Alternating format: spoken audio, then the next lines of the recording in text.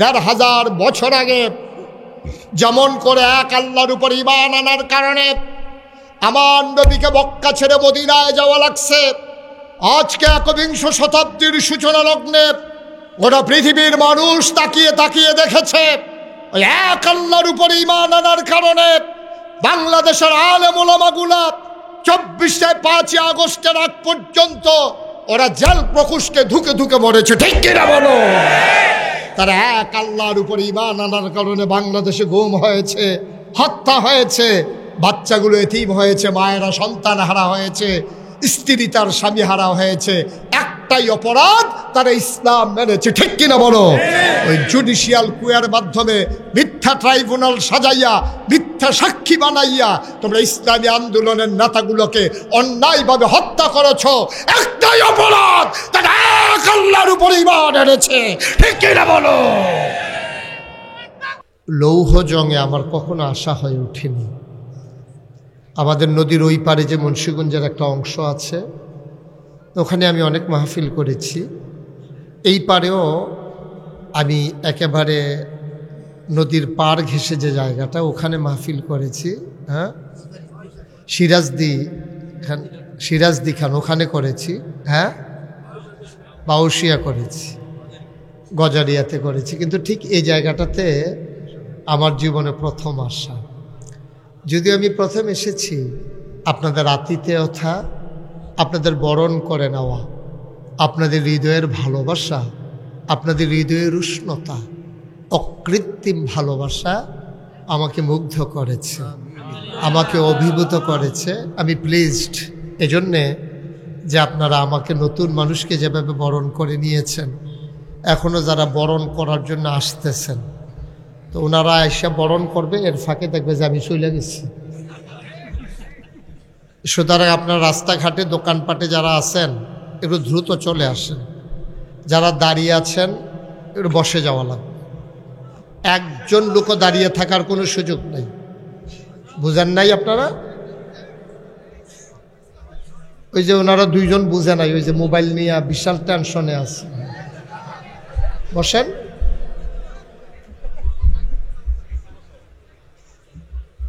এই যে কানটুফি, বসেন। এই যে আপনি বসেন, আপনি টের পাইতেছেন না কি যাইতে আছে? সবাই পড়েন আলহামদুলিল্লাহ, জুড়ে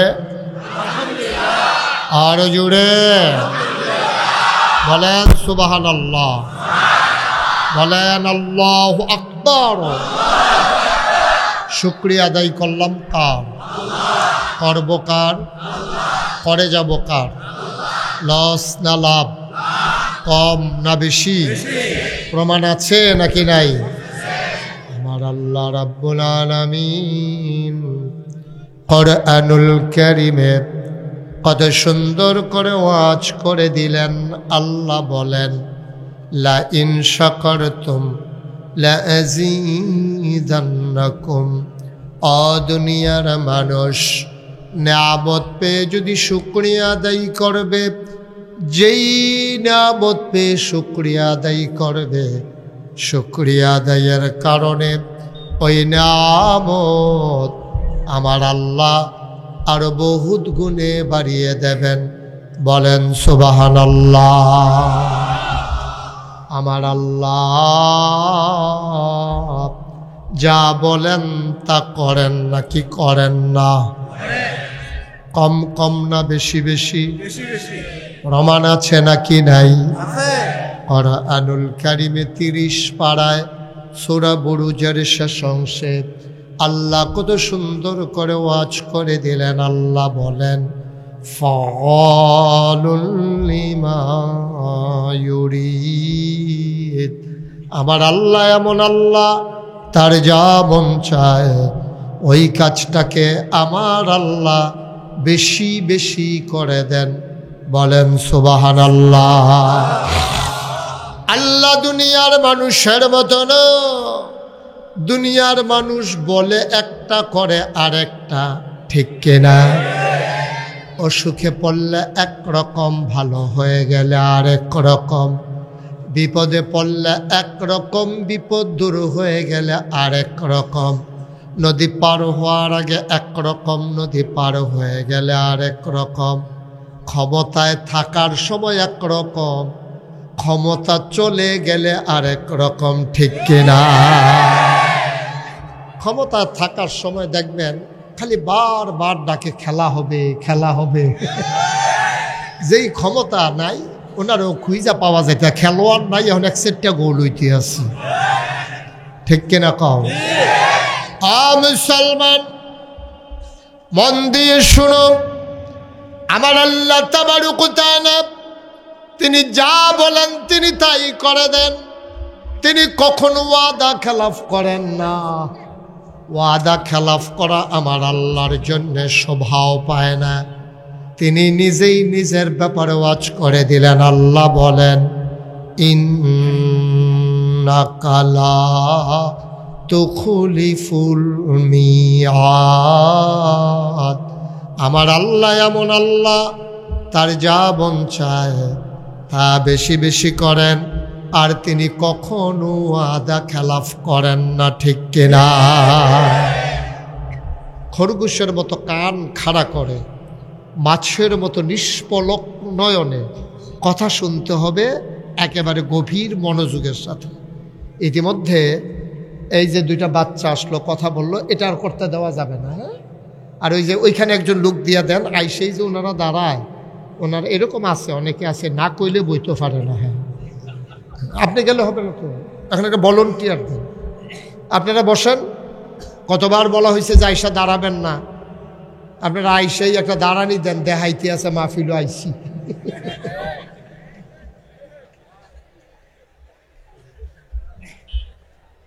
সবাই বসে পড়ুন। একজন থাকেন ওইখানে, মাদ্রাসার একটা ছেলে থাকো তোমরা, যে আসবে তারই বসাই দেবে, আর এদিকে আর আসার দরকার নেই, এখন আর এদিকে জায়গা নাই, তার কোন দিক দিয়ে বসবেন। সবাই পড়ে না আমিন। এই যারা মোবাইল ধরে রেখেছেন দয়া করে মোবাইলগুলো বন্ধ করেন। যারা হাতে মোবাইল ধরে রেখেছেন, এভাবে রেকর্ড হয় না। ইউটিউবে হাজার হাজার ওয়াজ আছে, আপনি কয়টা দেখবেন? ওয়াজ দেখতে দেখতে দেখবেন যে আপনি একদিন মরে গেছেন, ওয়াজ বাকি রয়েছে, তো লাভ কি? শুধু শুধু বন্ধ করেন, পকেটে ঢুকান মোবাইল, একটা মোবাইলও ধরবেন না, মনোযোগের সাথে।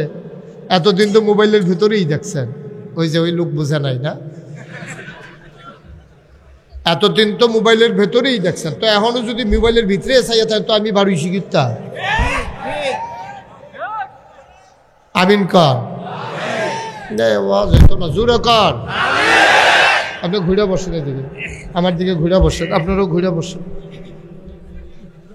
ঘুরে বসেন মানে আমার দিকে ঘুরে বসেন, আপনিও ঘুরেন। ওকে ফাইন, ওনার চেয়ারটা একটু ঘুরাই দেন, কোনাকুনি করে দেন, ওনার কষ্ট হচ্ছে আমার দিকে তাকাইতে। হ্যাঁ, একটু ঘুরাই দেন। Okay fine, thank you. হ্যাঁ, সবাই পড়ে না আমিন জোরে।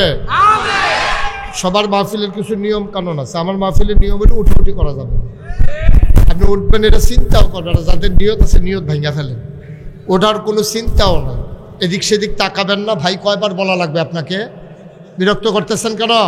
মোবাইল হাতে নিছেন কেন? ও আবার আরেকজনের দিকে তাকায়, কারে কয় বিশ্রাইতে আছে, আপনার এই করতে আছি। আমিন কর।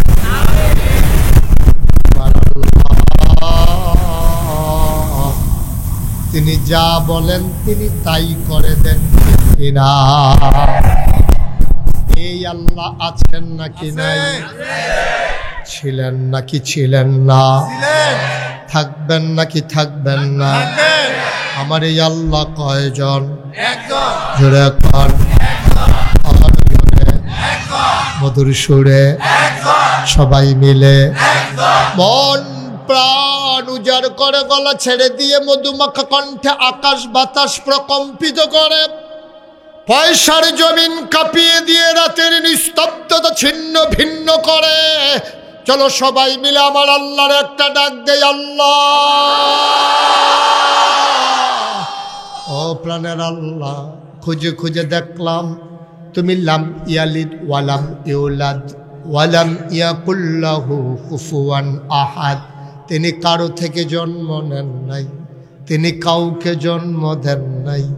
অবন্ধু, দুনিয়ায় পীরের মতো পীর হয়, নেতার মতো নেতা হয়, মন্ত্রীর মতো মন্ত্রী হয়, এমপির মতো এমপি হয়। আমার আল্লাহর কি মতো হয়? আমার আল্লাহর কি নমুনা হয়? আমার আল্লাহর কি ডুপ্লিকেট হয়? আমার আল্লাহর কি মডেল হয়? আমার এই আল্লাহ কয়জন? জোরে কন, আর জোরে, মধুর সুরে, সবাই মিলে মন প্রাণ উজাড় করে গলা ছেড়ে দিয়ে মধুমাখা কণ্ঠে চলো সবাই মিলে জানিয়ে দেই লা ইলাহা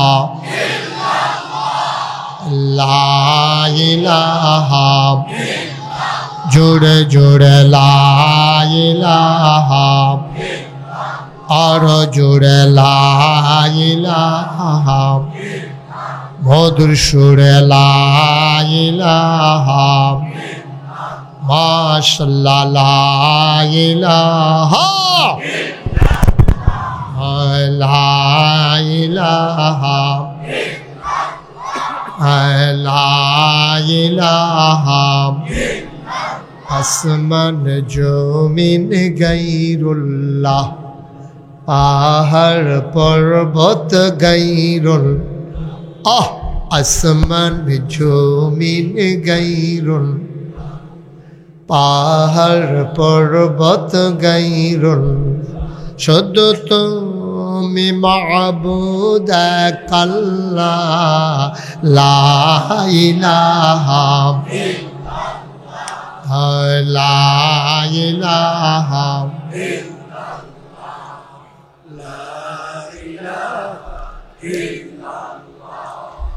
লা ইলাহা লা ইলাহা লা মাবুদা ইল্লাল্লাহ, লা মাশুকা লা মাওজুদা লা মাকসুদা, জোরে জোরে লা ইলাহা, আর জোরে লা ইলাহা, মধুর সুরে লা ইলাহা, মাশাআল্লাহ লা ইলাহা লা ইলাহা লা ইলাহা লা ইলাহা ইল্লাল্লাহ মুহাম্মাদুর রাসূলুল্লাহ সাল্লাল্লাহু আলাইহি ওয়াসাল্লাম। সবাই পড়েন আলহামদুলিল্লাহ, জোরে পড়েন আলহামদুলিল্লাহ। বন্ধুরা আমার, ভাইরা আমার, আমার আল্লাহ রাব্বুল আলামিন, ও মুসলমান মন দিয়ে শুনো, দুনিয়ার ভিতরে তোমাকে আমাকে বানানোর পরে এমনে এমনে ছেড়ে দেন নাই।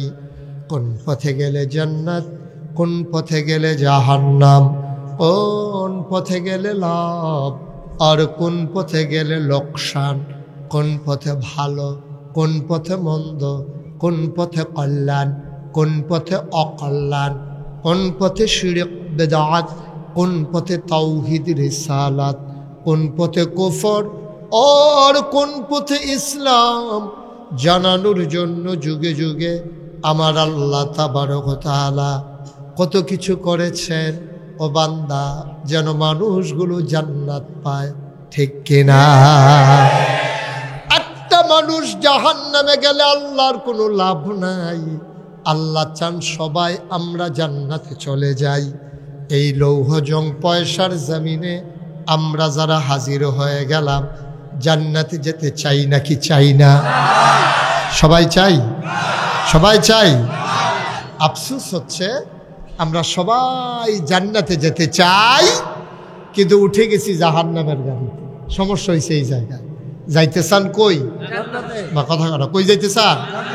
যেতে চাই জান্নাতে, আপনি উঠে গেছেন জাহান্নামের গাড়িতে, আপনি বরিশালের গাড়িতে উঠে যেমন ঢাকা যাওয়া যাবে না, জাহান্নামের গাড়িতে উঠে জান্নাতে যাওয়া যাবে না, যাবে না, যাবে না, ঠিক কিনা? বরিশালের গাড়িতে উঠে যেমন জান্নাতে ওই ঢাকায় যাওয়া যায় না, ও মুসলমান, জাহান্নামের গাড়িতে উঠেও জান্নাতে যাওয়া যায় না। গাড়ি বদলাইতে হবে, দেখতে হবে ইঞ্জিন কি বরিশালের দিকে না ঢাকার দিকে, সামনে যেদিকে আছে গাড়িও যাবে সেই দিকে। এই জন্য আমাদেরকে প্রস্তুতি নিতে হবে, গাড়ি পাল্টাইতে হবে। আমার সকাল থেকে সন্ধ্যা, আমার রান্নাঘর থেকে সংসদ ভবন, আমার জন্ম থেকে আমার মৃত্যু, আমার ঘুম থেকে উঠা ঘুমাইতে যাওয়া, সকল কাজ হবে দুইভাবে, আল্লাহর বিধান আর নবীর তরিকা অনুযায়ী, ঠিক কিনা? তাহলে বিধান মানবো আমরা কার? আর তরিকা মানবো কার? মাশাআল্লাহ, সবাই পড়েন আলহামদুলিল্লাহ। ও মুসলমান, মন দিয়ে শুনো রে ভাই, এই দুনিয়াতে আগে আমরা মানুষ ছিলাম না, এই দুনিয়াতে ছিল জিন আর ফেরেশতা। জিনেরা মারামারি কাটাকাটি ঝগড়া বিবাদ করলো, আল্লাহ বড় রাগ করলেন, ফেরেশতা পাঠাইয়া জিনদেরকে পিটাইয়া আল্লাহর জমিন আল্লাহ খালি করে দিলেন। আল্লাহর জমিন আল্লাহ খালি রাখবেন না, তিনি ইমার্জেন্সি অ্যাসেম্বলি কল করলেন, সংসদের জরুরি অধিবেশন। সেখানে স্পিকার হলেন আল্লাহ, আর মেম্বার অফ পার্লামেন্ট হলো সমস্ত ফেরেশতারা। বলো সুবহানাল্লাহ। রাষ্ট্র পরিচালনার জন্য বিভিন্ন অবকাঠামো আছে, যেমন বাংলাদেশে আছে সংসদ, ভারতে আছে লোকসভা, ব্রিটেনে আছে পার্লামেন্ট, আমেরিকাতে আছে হোয়াইট হাউস, জার্মানিতে আছে সিনেট, তারপর মধ্যপ্রাচ্যে আছে মজলিসে শুরা। এমন দেশে দেশে রাষ্ট্র পরিচালনার জন্য একটা অবকাঠামো আছে। আমাদের আছে সংসদ, আল্লাহরও একটা সংসদ আছে, সুবহানাল্লাহ বলবেন না? এখন আল্লাহর সংসদটা বাংলাদেশের সংসদের চাইতে কম দাম না বেশি দাম?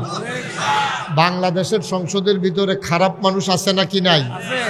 সুদখোর আছে, মানে ছিল আর কি। হ্যাঁ ছিল, হ্যাঁ ছিল।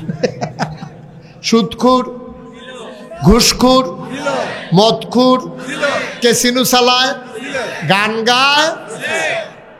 ও মুসলমান, আমার আল্লাহ রাব্বুল আলামিন, ওনার যে সংসদ, স্পিকার হলেন স্বয়ং আল্লাহ, মেম্বার অফ পার্লামেন্ট হলো সমস্ত ফেরেশতারা। আল্লাহ ইমার্জেন্সি অ্যাসেম্বলি কল করলেন, সংসদের জরুরি অধিবেশন। ফেরেশতারা জানতে চায়, মাওলা ও রব্বে করিম, কেন আপনি ডেকেছেন হঠাৎ করে? আজকের মিটিংয়ের এজেন্ডা কি? কার্যতালিকায় আজকে কি আছে? আলোচনা হয়েছে লক্ষ কোটি বছর আগে, তখনও আল্লাহ মানুষ বানান নাই। আমরা লৌহজঙ্গের মানুষ, আমরা যেন 29শে জানুয়ারি 2025 আলোচনাটা কি হয়েছিল জানতে পারি। 1500 বছর আগে জিবরাইলের মাধ্যমে কোরআনুল কারীমে নবীজির কাছে আল্লাহ তাবারক ওয়া তাআলা জানিয়ে দিলেন। বলেন সুবহানাল্লাহ। সেদিন আলোচনাটা কি হয়েছিল আমরা অনেকেই জানি, অনেকেই পারি। চলেন সবাই মিলে পড়ি। সবাই কোরআনে ঢোকার আগে মারদুদ শয়তান থেকে ফেরহ চাই, যিনি রহমান যিনি রহিম, তার নামে চলেন শুরু করি। সবাই পড়ি। আউযু বিল্লাহি মিনাশ শাইতানির রাজিম। বিসমিল্লাহির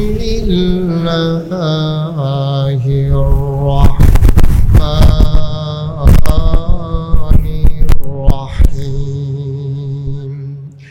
ইন্নী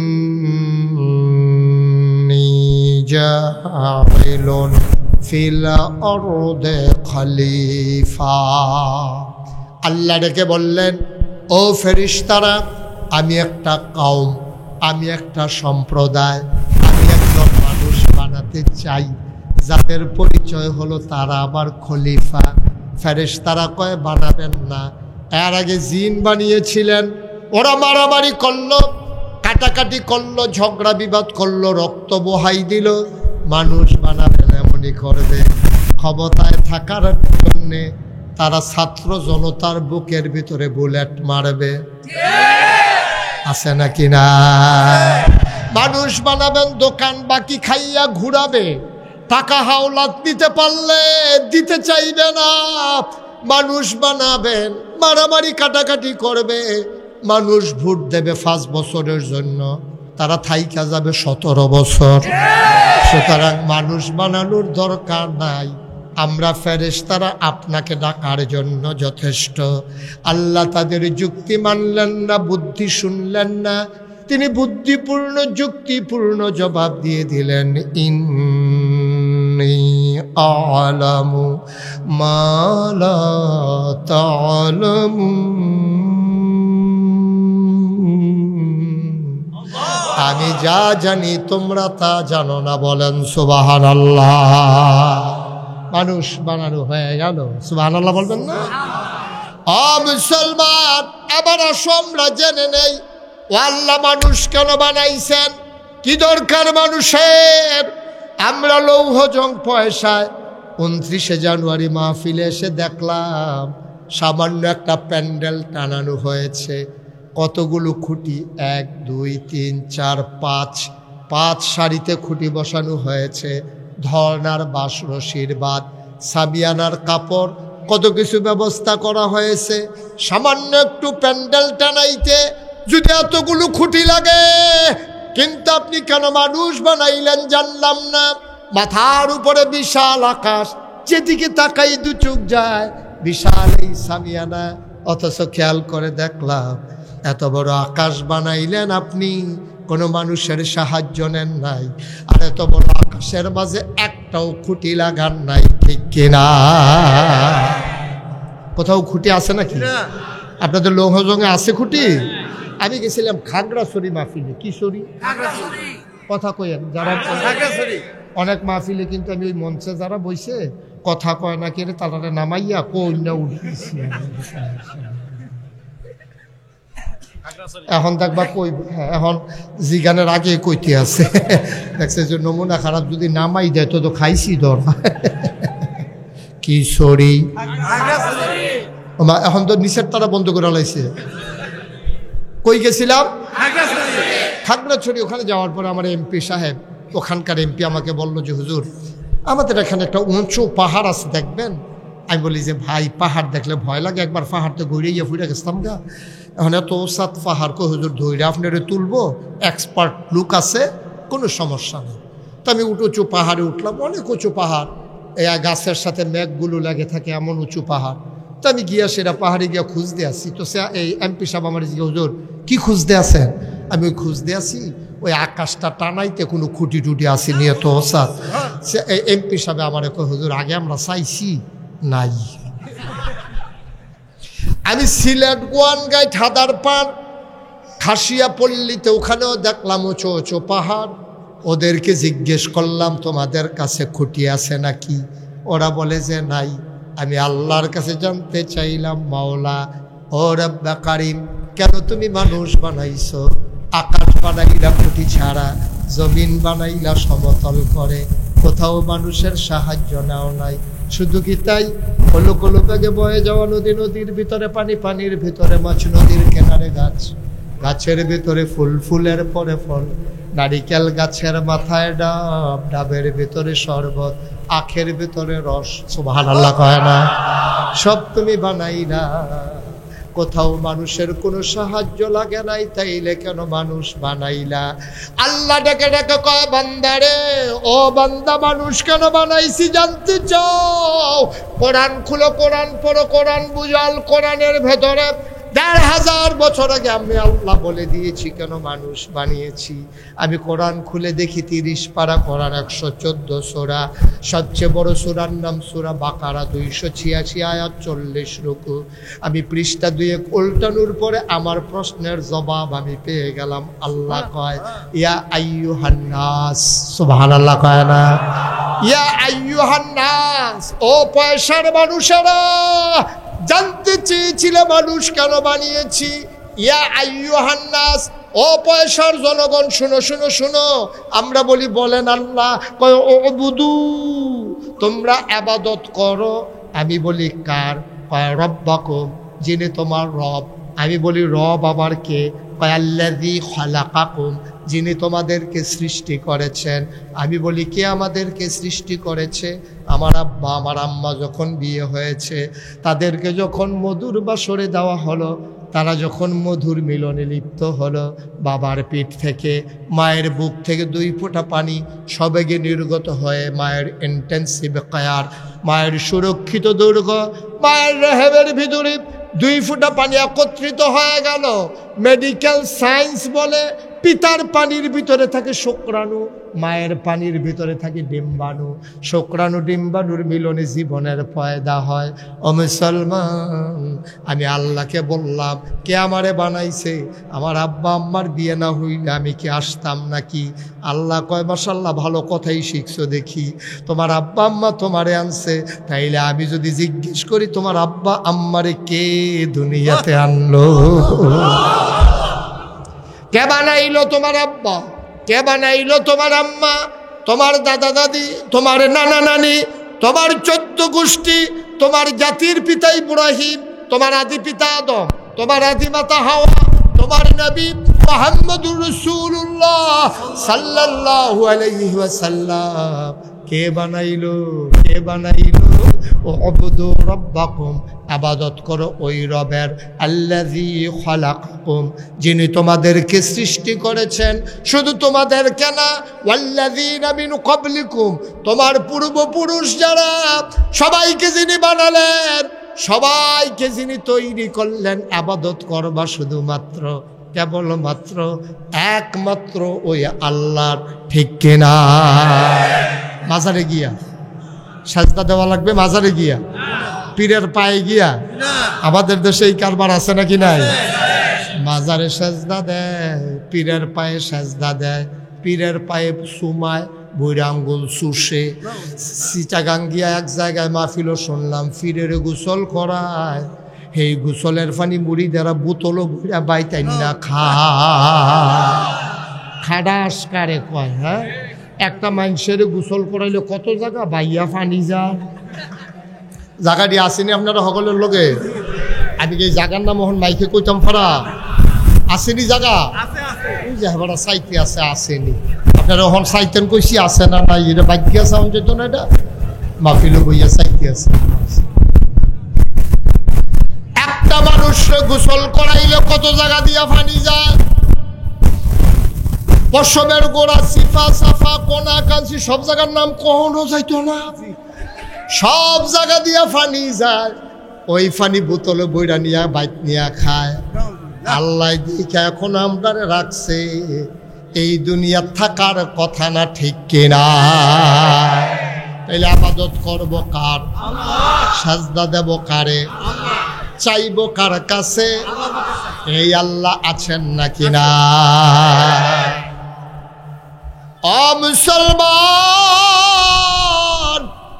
আবার আল্লাহ আরো মজা করে সুন্দর করে বলে দিলেন, ওয়ামা খালাকতুল জিন্না ওয়াল ইনসা ইল্লা লিয়াবুদুন। মানুষ বানানোর কোনো দরকার ছিল না, জিন বানানোর কোনো দরকার ছিল না। মানুষ আর জিন বানানো হয়েছে কেবলমাত্র, শুধুমাত্র, একমাত্র আল্লাহর ইবাদতের জন্য। ঠিক কিনা? তাহলে ফান্ডামেন্টাল ডিসিশন, আমাদের মৌলিক সিদ্ধান্ত হচ্ছে আমরা ইবাদত করব কার? কম করেন আর বেশি করেন, কার করবে? আরে বেশি ইবাদতের দরকার নেই, আগে খুলুসিয়তের সাথে ঠিক করে নেন কার ইবাদত করবেন। আজাগায় কুজাগায় গিয়া সাজদা দেওয়ার চাইতে আমার আল্লাহর একটা সাজদা দেবেন, যেন সাজদা কথা কয়। ঠিক কিনা কয়? তাহলে সাজদা দেব কারে? চাইব কার কাছে? দিতে পারেন যিনি, তিনি কে? আল্লাহ কয় উবুদু রাব্বাকুম, ইবাদত করবা তোমার রবের, যিনি তোমাকে সৃষ্টি করেছেন। সুবহানাল্লাহ বলবেন না? এই কপাল বানিয়েছেন যিনি, সাজদা পাও না তিনি। এই কপাল যার, সাজদা পাও না তার। সুবহানাল্লাহ কয় না? এই কপাল আল্লাহ ছাড়া আর কাউকে সাজদা দিতে পারে না, পারে না, পারে না, ঠিক কিনা? এটা আমাদের 1 নম্বর সিদ্ধান্ত ইনশাআল্লাহ। আজকের ওয়াজ থেকে যে শিক্ষা শুরু করে দিলাম আমরা, 1 নম্বরের শিক্ষা হলো সাজদা দেব কারে? সবার মনে থাকবে ইনশাআল্লাহ। ইনশাআল্লাহ আল্লাহ যেন এই লোকটারে বসাই দেন তো। উনি কি বইতে আছে না উঠতে আছে? সিফাতিয়া বইয়া থাকে, এটা উডনের বাফি। এবার মনে করছে অন্য হুজুর। সাফা দিয়া বইয়া থাকেন কইলেন না, তোমরা দাঁড়াইয়ে থাকবে। বাইতে নিয়ত করে আইসো নাকি? এখানে বাইতে কই আইছে হুজুরে যত কথাই হোক আমরা বইতাম না, দেখবি। সবাই বসেন, ওই যে ওই দিক দিয়ে জায়গা আছে তো এখনো। যারা মাহফিলের সামনে দাঁড়িয়ে আছেন বসে পড়ুন। তাহলে নমুনাটা চাইতেছে মাহফিলের, কি নমুনা ধরে দেখি সুবিধা। নো ম্যানস ল্যান্ডে দাঁড়াই রয়েছে, মাহফিলও না বাইতো না, মাঝামাঝি। সবাই বসে পড়ুন, মাহফিলটা একটা সুন্দর পরিবেশ করে। একটা শব্দ যেন না হয়, 3 পতন নিস্তব্ধতার মাঝে কথা হবে ইনশাআল্লাহ। আপনারা কি মনে করছেন একটু পরে বাইক সাইডে দিতে আসি? সাংঘাতিক দেরি হইব, অনেক দেরি হইব। এমন আছে ফজরের আজানও দিতে হবে। ওনার নাইয়া সিফা দিয়া লাইছে ঘুমায় কোন সময়, ঘুম বন্ধ। হ্যাঁ আমিন কর, জোরে কর, আরো জোরে। আমরা জান্নাতে যেতে চাই নাকি চাই না? আল্লাহ জান্নাতে দিতে চায়, আমরাও জান্নাতে যাইতে চাই। তাইলে সমস্যাটা কোন জায়গায়? আমরা মুখে চাই, কাজে চাই না, ঠিক কিনা? আমরা মুখে বলি মদিনার সনদ অনুযায়ী দেশ চলবে, দেখছেন না? আগে টেলিভিশন খুললেই দেখবেন মদিনার সনদ অনুযায়ী দেশ চলতে আছে। তারপরে গিয়া নবীজির সুন্নতের উপরে দেশ চলবে। কথা একরকম, কাজ আর একরকম। বুঝাইয়া বুঝাইয়া বলতে চায় যে ওলামায়ে কেরামে নবীরা আলেম ওলামার কথা কোয়ার দরকার নাই, মদিনার সনদ ওই দেশ চলবে। ওই দিক দিয়ে বলে এই কথা। আরেক দিক দিয়া ওই মসজিদের মিম্বারে যখন ইমাম সাহেব খুতবা দেয়, খুতবাটা যদি ওদের বিরুদ্ধে চলে যায়, তখন দেখা যায় ওরা ওই মসজিদের ইমামকে খুতবা থেকে, ওই মিম্বার থেকে নামিয়ে বেজ্জতি করে বাড়িতে পাঠাই দেয়, ঠিক কিনা? ইমামের কথা বিরুদ্ধে গেলে আর সহ্য হয় না। বৃহস্পতিবারে ফোন দিয়া বলে দাও যে ইমামের চাকরি নাই, ইমাম খাবে কি, যাবে কই, চাকরি পাবে কই? তোমাদের এই চিন্তার দরকার নাই। তোমরা এমন কাজ করেছ, এই বাংলাদেশে 99% জন লোক যেই দেশে মুসলমান, এই দেশে মাহফিলের মঞ্চগুলো থেকে কোরআনের কথা বলার কারণে তোমরা আলেম ওলামাকে বেজ্জতি করে নামিয়ে দিয়েছ, ঠিক কিনা বলো? আমরা বলে দিয়েছি যেদিন গেছে একেবারেই গেছে। আর যদি এমন দুঃসাহস দেখাও, লড়াই হবে সমানে সমান, ছেড়ে দেওয়া হবে না।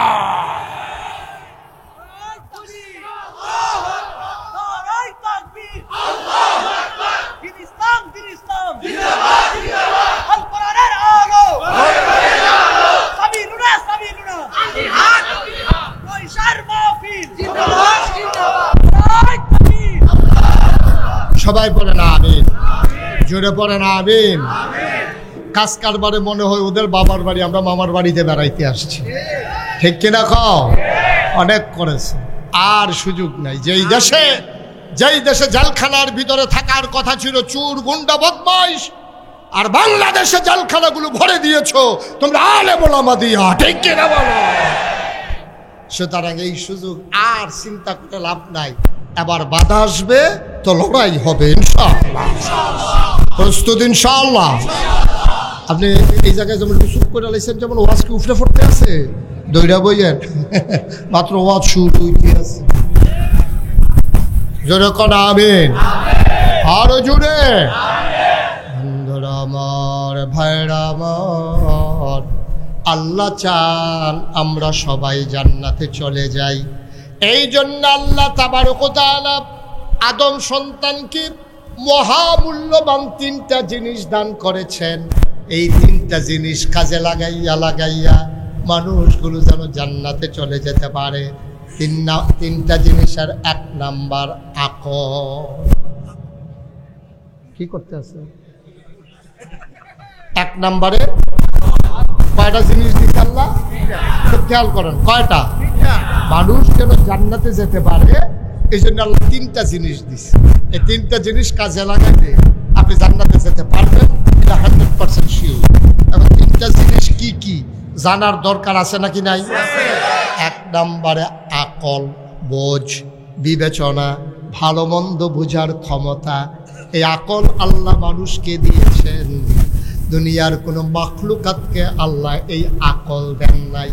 এই আকল যাদেরকে দিয়েছেন, এই আকল যারা কাজে লাগিয়েছে, ১৫০০ বছর আগে নবী যখন ডাকলেন দ্বীনের পথে, যারা আকল কাজে লাগিয়েছেন তাদের ব্যাপারে কোরআনে আয়াত হয়ে গেল, রাদিয়াল্লাহু আনহুম ওয়া রাদু আনহু।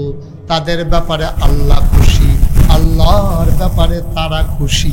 বলেন সুবহানাল্লাহ। ওরা কারা? আবু বকর, ওমর, উসমান, আলী, তালহা, জুবায়ের, আব্দুর রহমান ইবনে আউফ, সাদ ইবনে রাবিয়া, আব্দুল্লাহ ইবনে আব্বাস, আব্দুল্লাহ ইবনে মাসউদ, আব্দুর রহমান ইবনে আবু বকর। সুবহানাল্লাহ।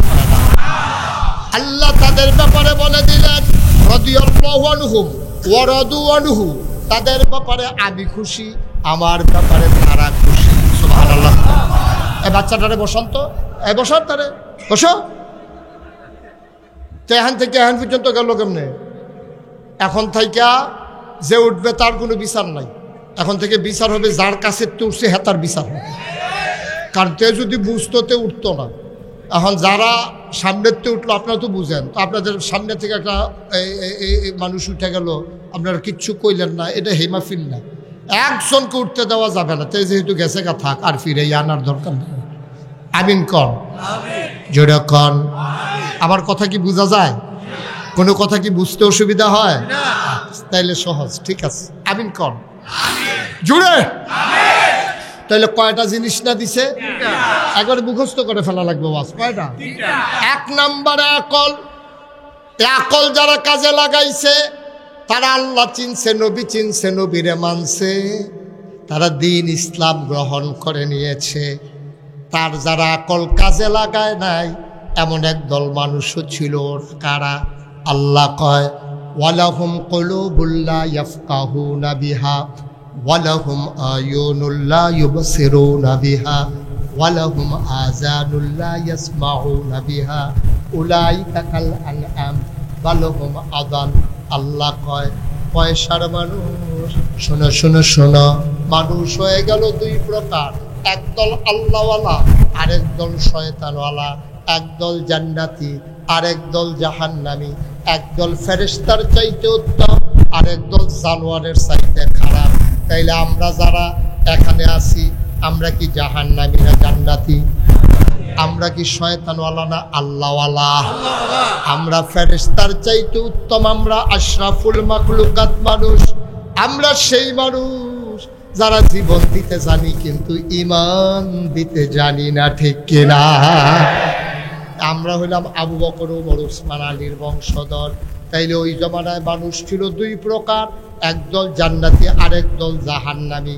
জাহান্নামী কারা? ওয়ালাহুম কুলুবুল লা ইয়াফকাহুনা বিহা। একদল মানুষ হলো এমন, মন আছে বুঝে না। ওয়ালাহুম আয়ুনুল লা ইউবসিরুনা বিহা, চোখ আছে দেখে না। ওয়ালাহুম আযানুল লা ইয়াসমাউনা বিহা, কান আছে শুনে না।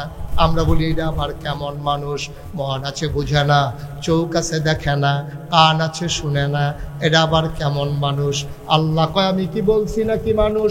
উলাইকা কাল আনআম, ওরা হলো চতুষ্পদের জানোয়ারের মতো। আমরা কই আল্লাহ থেকে জানোয়ার? আল্লাহ কয় না, বাল হুম আযাল, এটা জানোয়ারের চাইতে আরো নিকৃষ্ট, ঠিক কিনা? এরকম আছে নাকি নাই? আমরা যেমন আবু বকরের বংশধর আছি, আর ওই জমানায় যারা জাহান্নামী ওরা ছিল আবু জেহেল, আবু লাহাব, উতবা, সাইবা, মুগিরা। ওদের বংশধরও বাংলাদেশও আছে নাকি নাই? এখন আমরা যদি জিজ্ঞেস হুজুরতে কই আছে, এটা এখন কোন যেত না। আপনারা তো ওই রকম জিজ্ঞেস করেন নাই। দাউদকান্দের মাহফিলে আমি যখন কইছি এরকমও আছে, আবু জেহেলের বংশধর এক বুড়া বেড়া লাভতে খেলে হুজুরতে কো থেকে এখানে আইসে নাকি? আবার আর যেই নমুনা দেখছিলাম ফাইলে কারবার গড়াইলে লুলো। হ্যাঁ, এটি আছে, বাংলাদেশে আছে। আছে নাকি নাই? কিছুদিন আগে, কয়েক বছর আগে ঢাকা ইউনিভার্সিটিতে এক প্রফেসর, সে কি বলছে? সে বলতেছে যারা পর্দা করে, খুব খেয়াল করে, যারা পর্দা করে, যেসব মেয়েরা পর্দা করে, হাইজাব লাগায়, নাকাব পরে, ওইসব মেয়েরা ঢাকা ইউনিভার্সিটিতে পড়ার দরকার নাই। ওরা কোনো একটা মহিলা মাদ্রাসায় ভর্তি হইয়া দাওরা হাদিস মাসকাত পর্যন্ত পড়লার পরে বিয়ে হইয়া দেবো, তারা ঢাকা ইউনিভার্সিটিতে পড়ার দরকার। মনে করেন ওনার মেয়ে মেধাবী ছাত্রী, উনি ঢাকা ইউনিভার্সিটিতে ওনার মেয়ে চান্স পাইল, তো পর্দা করার কারণে ওনার মেয়ে ঢাকা ইউনিভার্সিটিতে পড়তে পারবে না। এটা কি আপনারা একমত? কথা করা পড়তে পারবে না, ওনার মেয়ে পড়তে পারবে না ঢাকা ইউনিভার্সিটি চান্স পাইলে। বেড়া কোন জায়গায় বসে কথা কো, কিছু টের পাও না। এই বাংলাদেশ শতকরা 92 জন লোক মুসলমানের দেশ। ঢাকা ইউনিভার্সিটি হয়েছে মুসলমানের জমিনের উপরে, মুসলমানের টাকায়। এখন বিসি থেকে শুরু করে চতুর্থ শ্রেণীর কর্মচারী, ঢাকা ইউনিভার্সিটির বিসি থেকে শুরু করে চতুর্থ শ্রেণী কর্মচারী পর্যন্ত সকলের বেতন হয় আমাদের ট্যাক্সের টাকা, ঠিক কিনা বলো? যেই দেশে শতকরা 92 জন লোক মুসলমান, যেই দেশে হক্কানি পীর বাসায়কেরা নেংটির বদলে লুঙ্গি পরা শিখিয়েছে, হরে রামের জায়গায় কলমা পড়তে শিখিয়েছে, শ্রীর জায়গায় মোহাম্মদ লিখতে শিখিয়েছে, যেই দেশে নেংটির বদলে লুঙ্গি পরা শিখিয়েছে হক্কানি আলেম ওলামা পীর মাশায়েখ, যেই দেশ মসজিদের দেশ, যেই দেশ মাদ্রাসার দেশ, যেই দেশে আশার নামাজ পড়ে মুসলমানেরা দুরূদ পড়তে পড়তে ঘুমোতে যায়, যেই দেশে আবার ফজরের আজান শুনলে ঘুম ভাঙে, সেই দেশে ঢাকা রাজধানীতে শীততাপ নিয়ন্ত্রিত কক্ষে বসে পুলিশ পাহারায় ইসলামের বিরোধিতা করা সহজ। পারলে পয়সার জমিনে এসে বলো পিঠার চামড়া নিয়ে ঢাকা যাওয়া যাবে না। এত সোজা না দুনিয়া। এত ভাত কি দুধ দিয়ে খায়নি বেড়া? দুধ দিয়ে খায় লাস্টের সামান্য একটু, সে শুরুই করছে দুধ দিয়ে। অনেক করেছো তোমরা। সেই দেশ এই দেশ না, এই দেশ শাহজালাল শাহপরান খানজাহান আলীর দেশ, ঠিক কিনা বলো? মুসলমান মন দিয়ে শোনো, তাইলে মহামূল্যবান একটা জিনিস আল্লাহ দিয়েছেন মানুষকে জান্নাত চেনার জন্যে। এই জিনিসটার নাম হইল আকল। এই আকল যারা কাজে লাগাইছে তারা দুনিয়ায় থাকতে জান্নাতের মজা পাইয়া গেছে, ঠিক কিনা? আকলের অনেক দাম। আপনি যদি একটা বোকা লোককে জিজ্ঞেস করেন, ভাই আপনার যে আকল নাই কেমন লাগে, ও তারে তো জিজ্ঞাসা লাভ নাই, তার তো নাই। তার মারে যদি জিজ্ঞান জাগে, ও তোমার ফুতের যে আকল নাই কেমন লাগে, দেখবেন চোখের পানি ছেড়ে দেবে। আহা আহা রে, এক ছেলে না থাকলে ভালো ছিল, কি লিখেছে আল্লাহ এটা আমার ঘরে দিল। কত ফেট যে লাগাইতে আছে তে, আব্বা আমার মাপ চাইতে চাইতে হুশ নাই, ঠিক কিনা? আমার মনে আছে, আপনি খেয়াল করবেন, একটা মানুষের হাত নাই কিন্তু তার আকল আছে, সে চলে যেতে পারবে। তার চোখ নাই কিন্তু আকল আছে, সে চলতে পারবে। তার পা নাই, আকল আছে, সে চলে যেতে পারবে। কিন্তু একটা মানুষের এই আকল আছে, আর হাত নাই, পা নাই, চোখ নাই, মুখ নাই, সে চলা সহজ। কিন্তু একটা মানুষের হাতও আছে, পাও আছে, দেখতে সুন্দর কিন্তু ব্যাক, তার কাছে আপনি কেউ মাইয়েও বিয়া দেবে না, ঠিক কিনা? তাহলে আকল নাই, বোকা, তো এই বোকার কোনো দাম নেই। তো একটা চোখ না থাকলেও যে তার কত দাম। আমার বাসা কুমিল্লা শহরে, তো শহরে যে জায়গায় বাসা ও পাশেই একটা মসজিদ আছে। শহরে থাকলে আমি ওখানে নামাজ পড়ি। তো ওই মসজিদের গেইটে দুই পার্শ্বে কিছু ভিক্ষুক বসা থাকে। তো একটা ভিক্ষুকের সাথে আমার খুব খাতির। তো ভিক্ষুকটা চোখে দেখে না, অন্ধ। তা আমি মসজিদে গেলে ও আবার কথা শুনে, তো ওর সাথে কথা হয়, ও আমারে চিনে, আমি ওরে চিনি। তো একবার আমার এক বন্ধু কুমিল্লা শহরে গিয়ে বলতেছে, দোস্ত আমি তো কুমিল্লা আসছিলাম, তোমার সাথে একটু দেখা করতে চাই, কোথায় দেখা করবো? তাই মসজিদের ঠিকানা বললাম। ওই মসজিদের ঠিকানা অনুযায়ী লোকটা আসছে, আমার বন্ধু আসছে। আসার পরে নামাজ পড়া কথা বলতে বলতে যে বের হয়ে গেছি, ভিক্ষুকের কথা আমার আর মনে নেই। তো ভিক্ষুকের কাছে দিয়ে যখন পার হয়ে যাইতেছি, ও তো আমার গলার আওয়াজ শুনে ফেলছে। শুনে বলতেছে, হুজুর আপনি কি চইলা যাইতেছেন? কারণ সে জানে আমি গেলে তারে 10 টাকা হইলেও দেব। সে আমার জিজ্ঞেস করতে, হুজুর আপনি কি চইলা যাইতেছেন? আমি আরে না, আইতে আছি। পরে আমি আবার গেলাম, আমার বন্ধুকে বললাম যে এই ভিক্ষুকটা, তার সাংঘাতিক বুদ্ধি। তার তো চোখে নাই, কিসের বুদ্ধি? আমি এখনই দেখবা তার কি বুদ্ধি। তা আমি পকেট থেকে একটা 10 টাকার নোট আমি বের করে তার হাতে দিলাম। কয় টাকা? ঘুমাই গেছেন আপনারা? কয় টাকা? 10 টাকার এক নোট দেওয়ার পরে আমি দিয়া বললাম, এই যে শোনো, আজকে কিন্তু আমার মন ভালো, আমার বন্ধু আসছে, দুস্থ আসছে, এই জন্য তোমার 100 টাকার একটা নোট দিলাম।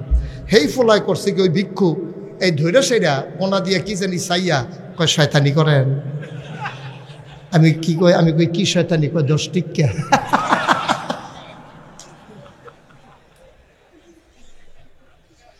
আমার চোখে পানি চলে আসছে। যেই মানুষটা 40 বছর ধরে একটা মহিলার সাথে সংসার করে, কথা না বললে মানুষটা তার স্ত্রীকে চিনে না। যেই ছেলেকে এই মানুষটা জন্ম দিছে এই ছেলেগুলারে সে কথা না বললে চিনে না, সে তার স্ত্রী চিনে না, সন্তান চিনে না, কিন্তু ঠিকই টাকার কোনায় ধরে বুঝে ফেলছে এই টাকা 10 টাকা না 100 টাকা, ঠিক কিনা? আজব কারবার। এটার নাম কি? মা কথা কেন, এটার নাম কি? তাহলে আকল ভিক্ষুক চোখে দেখে না, তার আকল আছে। ঢাকা ইউনিভার্সিটির প্রফেসর, তার আকল নাই, এই জন্য সে কয় পর্দা যারা করে তারা ইউনিভার্সিটিতে পড়ার দরকার। আকল নাই তো। ইউনিভার্সিটির প্রফেসর হইতে পারে, সে বাংলাদেশের সর্বোচ্চ পর্যায়ে যেতে পারে, সে বিসিএস ক্যাডার হতে পারে, সে যত বড় দামি মানুষ হোক, কিন্তু তার আকল নাই, তার দাম ঠিক কিনা কম। তো কয়টা জিনিস দিছে আল্লাহ? 1 নাম্বার 2 নাম্বার কোরআনুল কারীম। ও মুসলমান, 1 নম্বরে দিল আকল, 2 নম্বরে আল্লাহ দিল কোরআনুল কারীম। গরুর গোশত খাওয়া হারাম না হালাল? ছাগলের গোশত খাওয়া হারাম না হালাল? কুত্তার গোশত খাওয়া হালাল না হারাম? আমরা জানলাম কেমনে? এই কোরআন দিয়া, ঠিক কিনা কও? কোরআন শরীফে 6666 আয়াত, এর ভিতরে 500 আয়াত আছে, এগুলারে বলে আহকামুল কোরআন। করো, করো না, ধরো, ধরো না, খাও, খাইও না, যাও, যাইও না, সুবহানাল্লাহ কয় না? এইরকম আয়াত আছে 500। কয়শো? এগুলারে বলে আহকামুল কোরআন। এইগুলার কারণে ভাই আমরা ছাগলের গোশত খাই, কুত্তার গোশত খাই না, ঠিক কিনা? কোরআন যদি বলে না দিত তাহলে আমরা ছাগলের গোশত যেমনি খাইতে আছে, কুত্তার গোশত এমনিই খাইতে। এখন পয়সা বাজারে একটা ছাগল জব হইলে একেবারে মরে মরে অবস্থা, এইরকম ছাগলটা জব হইলো 1200 টাকা কেজি গোশত বিক্রি হয়। কিন্তু আর পাশেই একটা কুত্তা দেখবেন কি সুন্দর ঘুরতে আছে, আটতে আছে, কেউ ফিরেও চায় না জব করবো, দূরের কথা, ঠিক কিনা কম? কারণ কি? কুত্তা কি হালাল না হারাম? হারাম হওয়ার কারণে ফিরেও টাকা নেই। কোরআন আপনাকে একটা রেস্ট্রিকশন দিয়েছে, একটা সীমাবদ্ধতা দিয়েছে, পথ চলার পাথেও দিয়েছে। আপনি কোন কাজ করবেন, কোন কাজ করবেন না, কি খাওয়া যাবে, কি খাওয়া যাবে না, কোনটা হালাল, কোনটা হারাম, কোনটা কবিরা, সব ফরজ, কোনটা ফরজ, এই সবগুলো জানিয়ে দিয়েছেন কোরআনুল কারীম। এই জন্য আল্লাহ তাবারক ওয়া তাআলা কোরআনের শুরুতেই বলেছেন আলিফ লাম মিম যালিকাল কিতাবু লা রাইবা ফি হুদাল লিল মুত্তাকিন। আমরা যারা জান্নাতে যেতে চাই, এখন আমি কার কথা বলতেছি? যারা জান্নাতে আমরা যেতে চাই। আমরা চান তো জান্নাতে যাইতে চান? তাহলে 1 নম্বরে কাজে লাগাইতে হবে আকল, 2 নম্বরে কাজে লাগাইতে হবে কোরআনুল কারীম।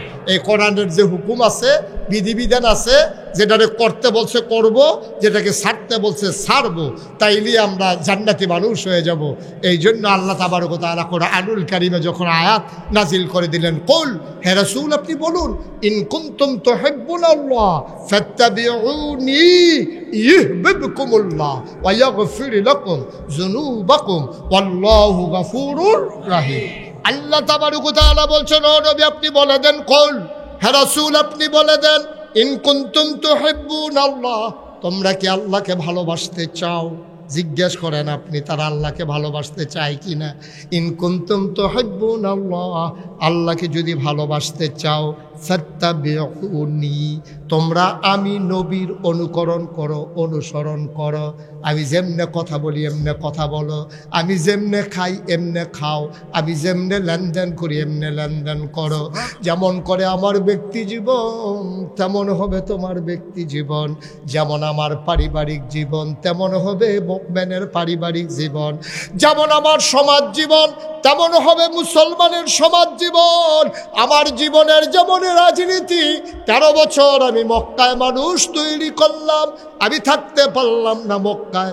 আমার জন্ম মক্কায়, শৈশব মক্কায়, কৈশোর মক্কায়, তারুণ্য মক্কায়, যৌবন মক্কায়, নবী বিয়ে করলেন মক্কায়, নিজের বাড়ি মক্কায়, শ্বশুর বাড়ি মক্কায়, মেয়ে বিয়ে দিলেন মক্কায়, বেয়াইর বাড়ি মক্কায়, ব্যবসা করলেন মক্কায়, লেনদেন করলেন মক্কায়, সমাজ করলেন মক্কায়, থাকতে পারলেন না নবী মক্কায়, চলে যাওয়া লাগলো মদিনায়, ঠিক কিনা?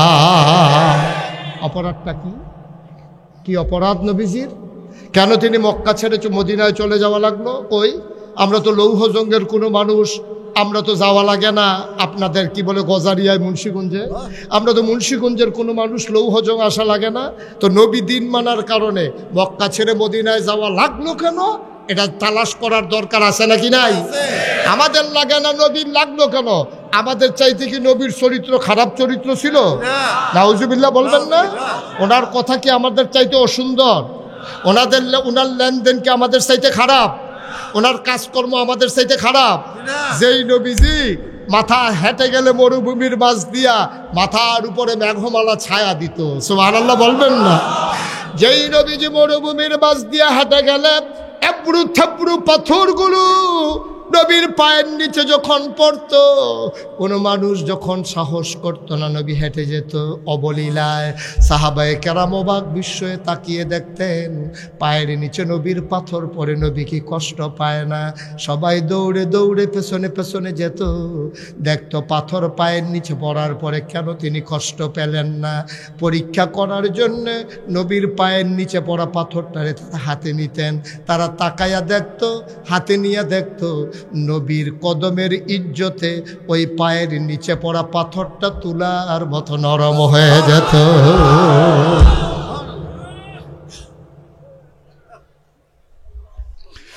ও মুসলমান, তাইলে জীবন পথে চলার পথে আমরা বিধান মানব কার? তরিকা মানব কার? তরিকা মানব নবীজির, বিধান মানব আল্লাহর। এই জন্য আল্লাহ কয়, ইন কুনতুম তুহিব্বুনাল্লাহ ফাত্তাবিউনি। আপনি বলে দেন তারা যদি আল্লাহকে ভালোবাসতে চায়, ওরা যেন আপনার অনুসরণ অনুকরণ করে। আপনি যেমনে খেয়েছেন ওরা যেন এমনে খায়, আপনি যেমনে কথা বলেছেন ওরা যেন এমনে কথা বলে, আপনি যেমনে টয়লেটে গিয়েছেন ওরা যেন এমনে টয়লেটে যায়, আপনি যেমনে মক্কা ছেড়ে মদিনায় গিয়া 10 বছর রাষ্ট্র পরিচালনা করেছেন, মুসলমানের দেশে যখন রাষ্ট্র পরিচালিত হবে বলে দেন যেন আপনার আদর্শ অনুসরণ করে, ঠিক কিনা? আমরা রাজনীতির এখন 2 ভাগ করে ফেলছি, ইসলাম আর রাজনীতি আলাদা করে ফেলছি। কয় যে নামাজের সময় হুজুরের দরকার আছে, ফলারে বিয়া করাইব এখন হুজুরের দরকার আছে, সুন্নতে খতনা করাইব এহেনও হুজুরের দরকার আছে, মেম্বার এখন হুজুর হইতো না, এখন সমস্যা আছে, হুজুর গেলে এখনও সমস্যা আছে। মেম্বার, চেয়ারম্যান, মন্ত্রী, এমপি, রাষ্ট্রপ্রধান, রাষ্ট্রপতি, এখানে হুজুর হইলে চলবে না, সব জায়গায় হুজুর হইলে চলবে। এই বেড়া তুমি নামাজের ভিতরে হুজুরের আল্লাহু আকবার কথায় তুমি বাংলাদেশের রাষ্ট্রপতি, তুমি সুজা বেড়া বাঁকা হয়ে যাও। হুজুর যখন আল্লাহু আকবার বলে রুকুতে যায়, হুজুর যখন সাজদায় চলে যায়, তুমি এত বড় রাষ্ট্রপতি, এত বড় মন্ত্রী, তুমি হুজুরের আল্লাহু আকবারের সাথে সাথে তুমি সাজদায় চলে যাও, না কপাল তোমার মাটিতে লেগে যায়। যেই হুজুরের কথায় তুমি আল্লাহু আকবার বলে দুনিয়ার সব কাজ হারাম হয়ে যায়, যেই হুজুরের কথায় তুমি রুকুতে গিয়ে সুজা মানুষ বাঁকা হয়ে যাও, যেই আল্লাহু আকবার বলার কারণে ইমামের আল্লাহু আকবার তোমাকে সাজদায় নিয়ে যায়, এই আল্লাহু আকবার ধরিতে তোমার গোটা সমাজের আঙ্গিয়ে ওই আলেম ওলামাগুলো যদি আজকে ওই মেম্বার, চেয়ারম্যান, মন্ত্রী, এমপি হতো, তাইলে আমার দেশের রাস্তার ভিতরে ওই এমন পিচ দেওয়া হতো না যেটা স্যান্ডেলে করে চলে যায়। আমার দেশে যদি ওই হুজুর একটু ইসলামের শিক্ষা থাকতো, তাইলে আমার দেশের ডাক্তার নর্মাল ডেলিভারির জায়গায় সিজার করতো না, ঠিক কিনা? যদি ইসলামের আলো তার মাঝে থাকতো, তাহলে আমার দেশের ইঞ্জিনিয়ার ফাইল আটকাইয়া ঘুষ খাইতো না। আমার দেশের কন্ট্রাক্টর যদি আল্লাহর ভয় থাকতো, তাইলে ব্রিজের ভিতরে রডের বদলি বাঁশ দিত না।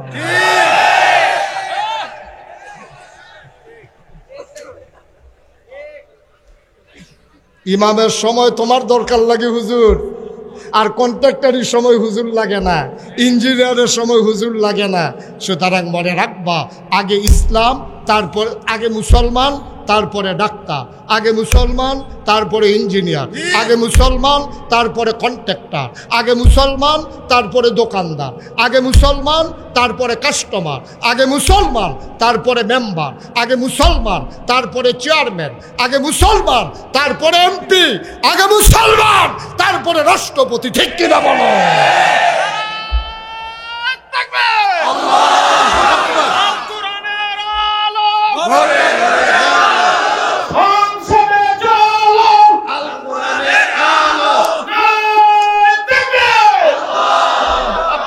সবাই পড়ে না আমিন, জোরে পড়ে না আমিন।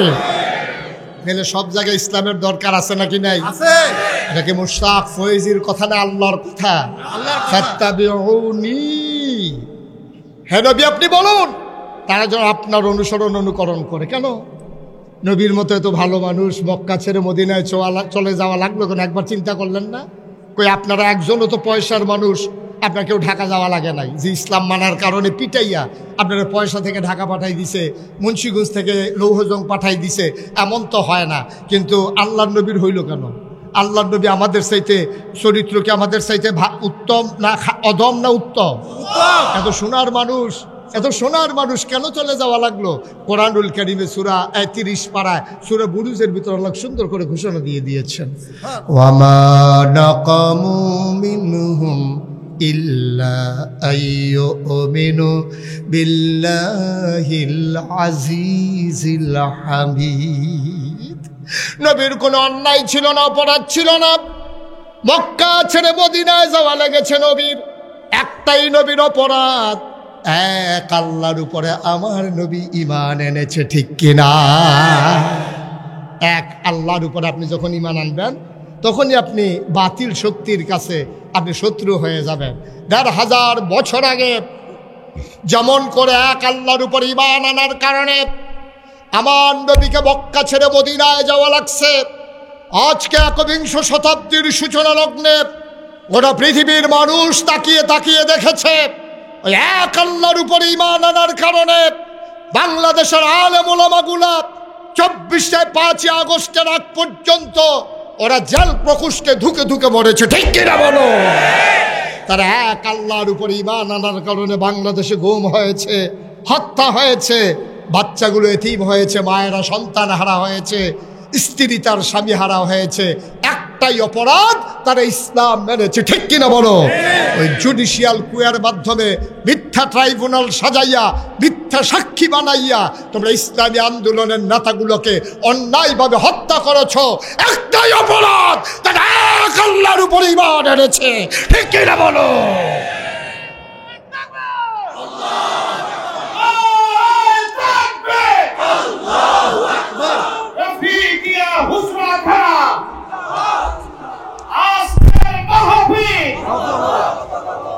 সবাই পড়ে না আমিন। কষ্ট হচ্ছে না? ছেড়ে দেওয়া দরকার। আর সামান্য একটু, হ্যাঁ শেষ করে দিচ্ছি। কয়টা জিনিস না দিছিল? ১ নাম্বার, ২ নাম্বার, হ্যাঁ মাশাআল্লাহ, সচেতন শ্রোতা, আল্লাহ কবুল করুক। সবাই পড়ে আমিন। ৩ নাম্বার, নবী মুহাম্মদুর রাসূলুল্লাহ সাল্লাল্লাহু আলাইহি ওয়াসাল্লাম। ১ নম্বরে আকল, ২ নম্বরে কোরআনুল কারীম, ৩ নম্বরে নবী মুহাম্মদুর রাসূলুল্লাহ সাল্লাল্লাহু আলাইহি ওয়াসাল্লাম। উনি কত বড় নিয়ামত শুনেন। উনি এসে দেখলেন মানুষগুলো বর্বর, বেদুইন, যাযাবর, মূর্খ, সভ্য। উনি মাত্র ২৩ বছর সময় পেলেন। ২৩ বছরে মানুষগুলোকে বদলে দিলেন, হয়ে গেল সুশীল, সভ্য, আধুনিক, ভদ্র, আল্লাহওয়ালা। সুবহানাল্লাহ কয় না? যে মানুষগুলো রাস্তার মোড়ে দাঁড়াই থাকতো লাঠি নিয়ে ডাকাতি করার জন্য, আজও ২৩ বছর পরে লাঠি নিয়ে দাঁড়াই থাকে, কেউ ডাকাতি করে কিনা পাহারা দেওয়ার জন্য। সুবহানাল্লাহ। মানুষগুলাকে বদলে দিলেন আমার নবী, সোনার মানুষ বালাই দিলেন। আল্লাহর নবী বিদায় হজের ভাষণের সময় যখন বললেন, যাও যাও যাও বাল্লিগান্নি ওয়ালাউ আয়া, যদি একটা আয়াত আমার পৌঁছে যায়, একটা বাণী তোমাদের কাছে যদি যায়, তোমরা গোটা পৃথিবীতে কথাটা ছড়িয়ে দাও। অনেক সাহাবা বাড়িতেও যায় নাই, ঘোড়ার পিঠে চড়ে রওনা করেছে কাফেলের উদ্দেশ্যে। ঘুরতে ঘুরতে ঘুরতে ঘুরতে গ্রামের পর গ্রাম, জনপদের পর জনপদ সব কিছু বিজয় করে সেনাপতি চলে গেলেন সমুদ্রের কিনারে। ঘোড়ার পা দুটো নামিয়ে দিলেন, সামনের দুইটা পা পানির ভিতরে নামিয়ে দিলেন। সেনাপতি নামিয়ে দিয়ে ওই যারা পেছনে যারা সৈন্য ছিল তাদেরকে বললেন, ওই বাড়ির মানুষগুলোকে ডেকে আনো। গ্রামের মানুষগুলোকে ডেকে আনা হলো। জিজ্ঞেস করা হলো, ভাই সমুদ্রের ওই পারে কি আছে আপনারা বলতে পারবেন নাকি? কয় সমুদ্রের ওই পারে কি আছে আমরা কেউ জানি না। আবার সাহাবা আকাশের দিকে দুইটা হাত বাড়িয়ে দিলেন, আল্লাহ তোমার বন্ধু নবী বলেছিলেন দাওয়াত পৌঁছে দেওয়ার জন্য। আমি আস্তে আস্তে সমুদ্র পর্যন্ত এসেছি। আমি জিজ্ঞেস করেছিলাম ওই পারে কি আছে, ওরা কেউ বলতে পারে না। ওরা যদি বলতো ওই পারেও একটা মানুষ আছে, আমি নবীর সৈনিক আমার ওই ঘোড়াটাকে সমুদ্রের মাঝে সাঁতরে সাঁতরে ওই পারে চলে যেতাম। এই নবী যে আমাদের নবী, এই নবী পাঠানোর উপরে আল্লাহ তাবারক ওয়া তাআলা ঘোষণা দিয়ে দিলেন। আমরা জানতে চাইলাম, মাওলা ও রব্বে কারীম, আপনাকে তো আমরা চিনি, আপনি আমাদের আল্লাহ, নবীর ব্যাপারে আমাদের কি ধারণা হবে আপনি বলে দেন। আল্লাহ যেন জানতে চায় আমার ব্যাপারে তোমাদের ধারণা কি। আমরা বলে দিলাম আলহামদুলিল্লাহি রাব্বিল আলামিন। আপনার ব্যাপারে ধারণা হইল, আপনার ব্যাপারে ধারণা হইল সমস্ত প্রশংসা আপনার জন্য, যিনি সমস্ত জগৎ সমূহের জন্য রব। আল্লাহ কি? মা কথা কয় না কি? লালনকারী, পালনকারী, জীবনদাতা, বিধানদাতা, হায়াতদাতা, মৌতদাতা, রিজিকদাতা। তুমি রহমান, তুমি রাহিম, তুমি হাইয়ুল, তুমি কাইয়ুম, তুমি চিরঞ্জীব, তুমি ওয়াদুদ, তুমি প্রেমময়, তুমি আল্লাহ, তুমি আমার রব, তুমি আমার সব। সুবহানাল্লাহ, তুমি আমার রব, তুমি আমার সব। আল্লাহ তোমার ব্যাপারে আমাদের ধারণা ক্লিয়ার, তোমার ব্যাপারে আমাদের আর অন্য কোনো ধারণা নাই। এবার আল্লাহ যেন ডাইকা কয়, বান্দারে ও লৌহ জঙ্গের মানুষ, ও পয়সার মানুষ, শুনো শুনো শুনো, এবার আমার নবীর ব্যাপারে ধারণা নিয়ে যাও। আবার মজা করে সবাই মিলে আমরা নবীর ধারণাটা নিয়ে নেই। আল্লাহ কয়, ওয়ামা আরসালনাকা ইল্লা রাহমাতাল লিন-নাস। সুবহানাল্লাহ কয় না? আয়াতটার ভিতরে তো মজা, আপনি যদি মন দিয়া পড়েন চোখের পানি টপ টপ করে আপনার আসবেই। এটার ভিতরে আল্লাহ যেন মধু মাখাই রাখছে। সুবহানাল্লাহ বলবেন না? একেবারে দুনিয়ার সকল খেয়াল ছেড়ে দিয়ে, বাড়িঘর বিবি বাচ্চা সব চিন্তা ভুলে গিয়ে একেবারে মজা করে, একেবারে অন্তরের কান লাগাইয়া মজা করে পড়েন দেখি। ওয়ামা আরসালনাকা ইল্লা রাহমাতাল লিল আলামিন। আল্লাহ ডাইকা কয়, আমি হইলাম রব্বুল আলামিন, আর আমার নবী হইলেন রাহমাতুল লিল আলামিন। আমি যত জায়গায় রব, আমার নবীজি তত জায়গায় রহমত। ও মুন্সিগঞ্জের মুসলমান, মন দিয়ে শুনো রে ভাই, আমার নবী রহমত, এটার প্রমাণ আর আছে নাকি নাই? কোরআনুল কারিমে অন্য জায়গায় আরো মজা করে আল্লাহ বলে দিলেন, ফাবিমা রাহমাতিন মিনাল্লাহ, ফাবিমা রাহমাতিন মিনাল্লাহ,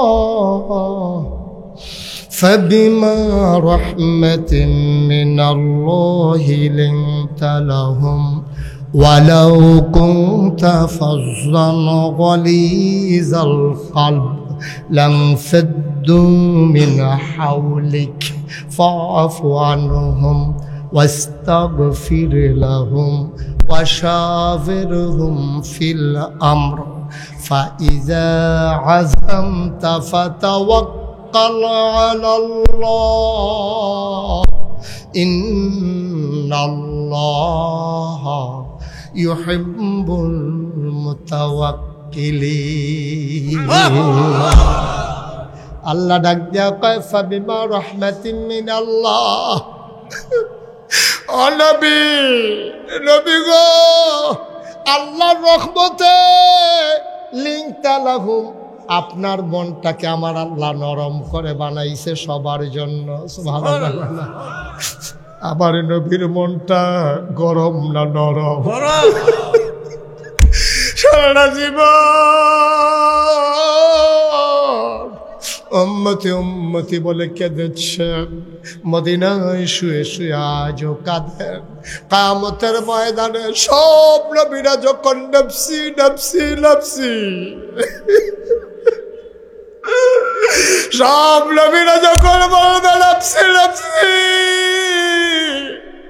আমার নবী তখন বলবেন উম্মতি উম্মতি। কি মজার নবী আমার নবী, কি মায়ার নবী আমার নবী। আমার নবীর মায়ায় কলিজাটা ভরা। নবী জন্ম নিয়েছেন ১৩,০০০ বছর আগে। মক্কার জমিনে নবী যখন জন্ম নিলেন, ওই জামানায় একটা সিস্টেম ছিল, যারা বংশাবলী মানুষ, যারা সম্ভ্রান্ত মানুষ, যারা দামি মানুষ, তারা নিজের বিবির বাচ্চা, নিজের বিবির দুধ বাচ্চারে খাওয়াইতেন না। মায়ের বুকের দুধ ওনারা বাচ্চারে খাওয়াইতেন না। যারা দামি মানুষ, বংশাবলী মানুষ, এখন খাবে কি বাচ্চা? তৎকালীন জামানায় তায়েফ থেকে একদল মহিলা আসতো মক্কায়। কোত্থেকে? কথা বলে কোত্থেকে? তায়েফ থেকে একদল মানুষ আসতো মক্কায়। মহিলারা আইসা ধনী ধনী মানুষগুলা নিয়ে যাইতো তায়েফে। ২-২.৫ বছর বুকের দুধ খাওয়াইতো টাকার বিনিময়ে। টাকা নিয়ে আবার ফেরত দিয়ে যেত। নবী যে বছর জন্মগ্রহণ করেছেন, তায়েফ থেকে একদল মহিলা রওনা করলো। মনে করেন রওনা করলো মাওয়া থেকে, আসবে পয়সা। আসবে কই? মাঝে পরে লৌহজং। লৌহজং হইয়া পয়সা আসা লাগে না? বা কথা কয় না দেখি। আমি এটা নতুন, আপনার তো চিনিনি। মাওয়া থেকে আসতে লৌহজং পড়ে নাকি পড়ে না? তারপরে আসে কই?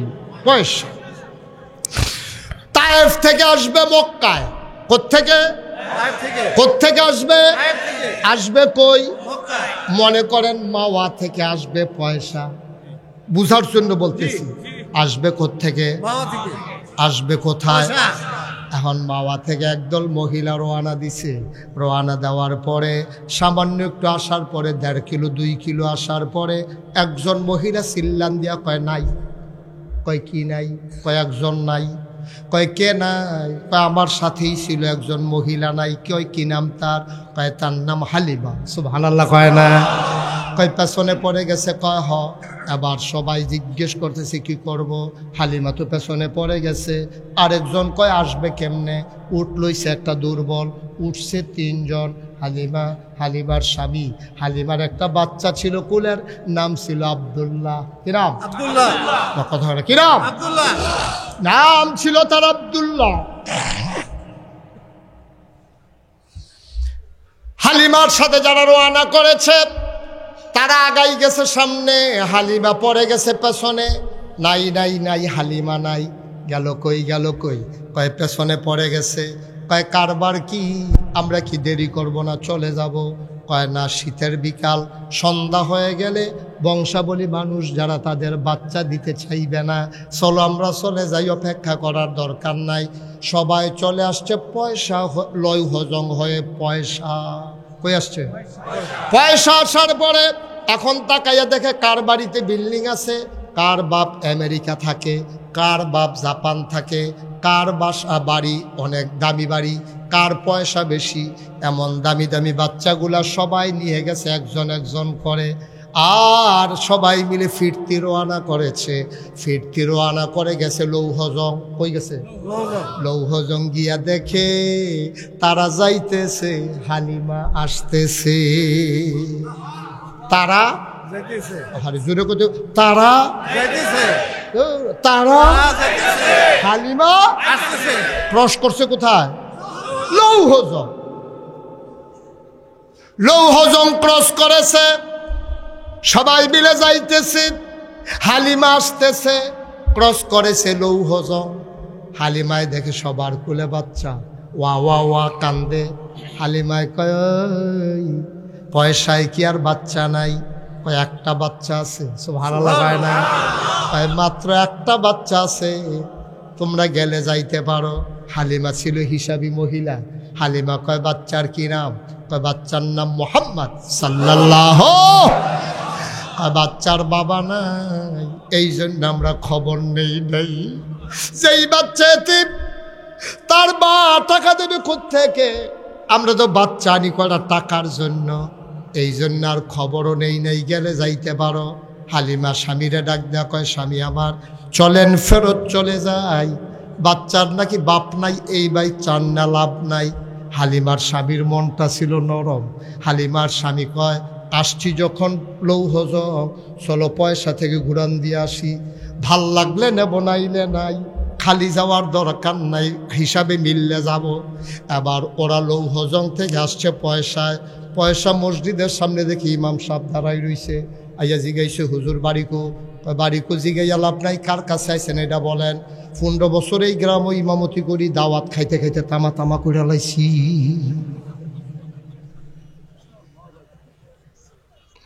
এমন কোন ঘর নাই চিনি না, কারে তালাশ করেন বলেন? কয় যে এই ভাই গ্রামে নাকি একটা বাচ্চা আছে, নাম নাকি মুহাম্মদ সাল্লাল্লাহু, নাম নাকি মুহাম্মদ। ঘর চিনেন নাকি? ইমাম সাহেব কয় চিনি, মানি তার আব্বাও তো মারা গেছে, নাম আব্দুল্লাহ ভাই সাহেব। আপনার লোকে কত চলছে, আব্দুল্লাহ ভাই সাহেব তো দুনিয়াতে নাই, এতিম বাচ্চা কেন তালাশ করেন? কয় ঘরটা কোনটা? কয় ওই যে ঘর দেখা যায়, ওইটাই মা আমেনার ঘর। সুবহানাল্লাহ, সুবহানাল্লাহ। হালিমা, হালিমার স্বামীর বাচ্চার নাম মুহাম্মদ, আব্দুল্লাহ, বাচ্চার নাম আব্দুল্লাহ। হালিমার বাচ্চার নাম আব্দুল্লাহ। হালিমা, হালিমার স্বামী, হালিমার বাচ্চা আব্দুল্লাহ নিয়া ওই আমেনার ঘরের দরজায় গেলেন। হালিমা ডাক দেয়া কয় স্বামী আমার, আপনি পুরুষ মানুষ, এই ঘরে কোনো পুরুষ নাই, আপনি যাওয়া ঠিক হবে না, আপনি আব্দুল্লাহকে নিয়ে বাইরে দাঁড়ান, আমি একটু ভেতরে গিয়ে বাচ্চারা দেখে আসি, পছন্দ হইলে নেব, নাইলে দরকার নাই। আবার হালিমা দরজায় গিয়ে সালাম দিলেন, আসসালামু আলাইকুম। ভেতর থেকে আওয়াজ আসলো, ওয়ালাইকুম আসসালাম। কে কে দরজায় দাঁড়িয়ে সালাম দেয়? এবার হালিমা কয় আমার নাম হালিমা। কয় কোন হালিমা? আমি হালিমা তো সাদিয়া। কয় চিনলাম না। কয় আমার বাড়ি তায়েফ, আমি এসেছি বাচ্চা নেওয়ার জন্য, আপনি কি আমেনা না? এবার আমেনা ডাক দেয়া কয় হালিমা গো, ও হালিমা তোমার বুঝি মায়া লাগছে গো হালিমা? সকাল থেকে কত মহিলারা বাচ্চা নিয়ে আমার ঘরের দরজা দিয়ে গেল, আমি উটের পায়ের শব্দ শুনলাম, বাচ্চাদের ওয়া ওয়া কান্না শুনলাম, কেউ আমার বাচ্চার খবরও নিল না গো হালিমা। তোমার বুঝি মায়া লাগছে আমার বাচ্চার জন্য? আহলান সাহলান মারহাবা, মোস্ট ওয়েলকাম, আমার ঘরে তোমার স্বাগতম। এবার হালিমা ভিতরে ঢুকলেন। হালিমা কয় আমি ঘরের ভিতরে ঢুইকা দেখি মা আমেনা আসন পেতে বসে আছেন, কোলের ভিতরে একটা শিশু ঘুমায়, এই রকম একটা সাদা রুমাল, সাদা রুমাল দিয়া বাচ্চার মুখটা ঢাকা।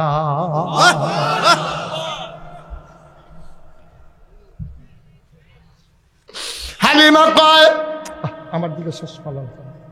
হালিমা কয় আমি ভিতরে ঢুইকে দেখলাম মা আমেনা বসে আছেন আসন পেতে, কোলের ভিতরে একটা ছোট্ট শিশু ঘুমায়, আর এইরকম একটা সাদা রুমাল দিয়া মুখটা ঢাকা। আমি গিয়া বললাম আমেনা, ও আমেনা বাচ্চা নেব এমন কোনো কথা নাই, তবে বাচ্চাটা দেখতে চাই, পছন্দ হইলে নেব, নাইলে নাই। আমেনা গো, ও আমেনা বাচ্চারা দেখতে চাই। আমেনা কয় দেখে নাও নয়ন ভরে। হালিমা কয় দেখবো কেমনে, রুমাল দিয়া মুখ ঢেকে রাখলে। আমেনা আবার টান দিয়া মুখের পর্দা সরাই দিলেন। হালিমা কয় খোদার কসম, জীবনে আমি অনেক বাচ্চা দেখেছি, এটা আমি কি দেখলাম, এমন সুন্দর বাচ্চা আমার জীবনে আমি আর দেখি না।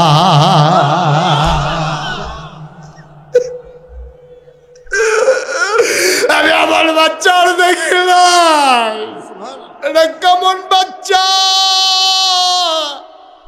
পৃথিবীর যারা ঐতিহাসিক দার্শনিক মুফাসসিরিনে কেরাম মুহাদ্দিসিনে আযম সবাই মিলে কয়, হালিমা কথা বলতে সাবধানে বইল, তুমি এর চেয়ে সুন্দর বাচ্চা দেখো নাই, দেখবা কেমনে গো হালিমা, এর চেয়ে সুন্দর করে আমার আল্লাহ আর কাউকে বানায় না। দেখবা কেমনে, এর চেয়ে সুন্দর করে বাচ্চা তো আমার আল্লাহ বানায় নাই, তুমি কেমনে দেখবা? হালিমা কয় আমি তার দিকে অপলক নয়নে তাকিয়ে আছি, চোখ দুইটা তার বন্ধ, বাচ্চারা নাক ঢেকে ঘুমায়। আমি চিন্তা করলাম আমি তো তারে দেখতেছি, সে তো আমারে দেখে না, যদি একটা নজর সে আমারে দেখতো। খোদার কসম আমি কাউকে কিচ্ছু বলি নাই, শুধু মনে মনে চিন্তা করেছি। হঠাৎ করে আমি দেখলাম তার চোখের পাতাটা এমন করে নড়তেছে, আমার মনে হইল চোখের পাতা তো নয়, ফুটন্ত গোলাপের দুইটা পাপড়ি যেন দুল খাইতেছে।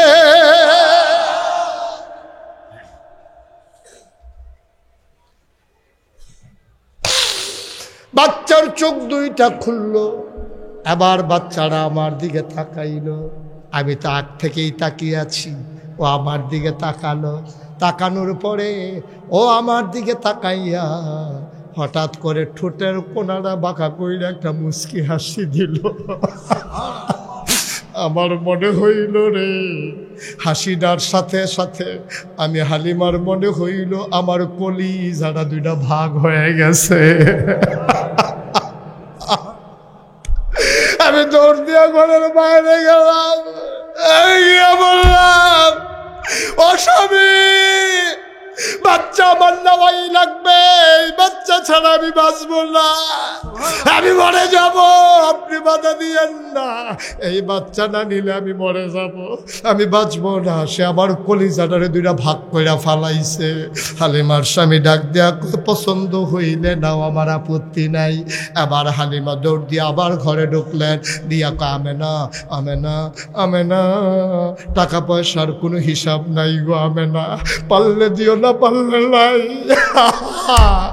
পারলে দিও না, পারলে নাই, আমেনা বাচ্চারা আমার কুলে না,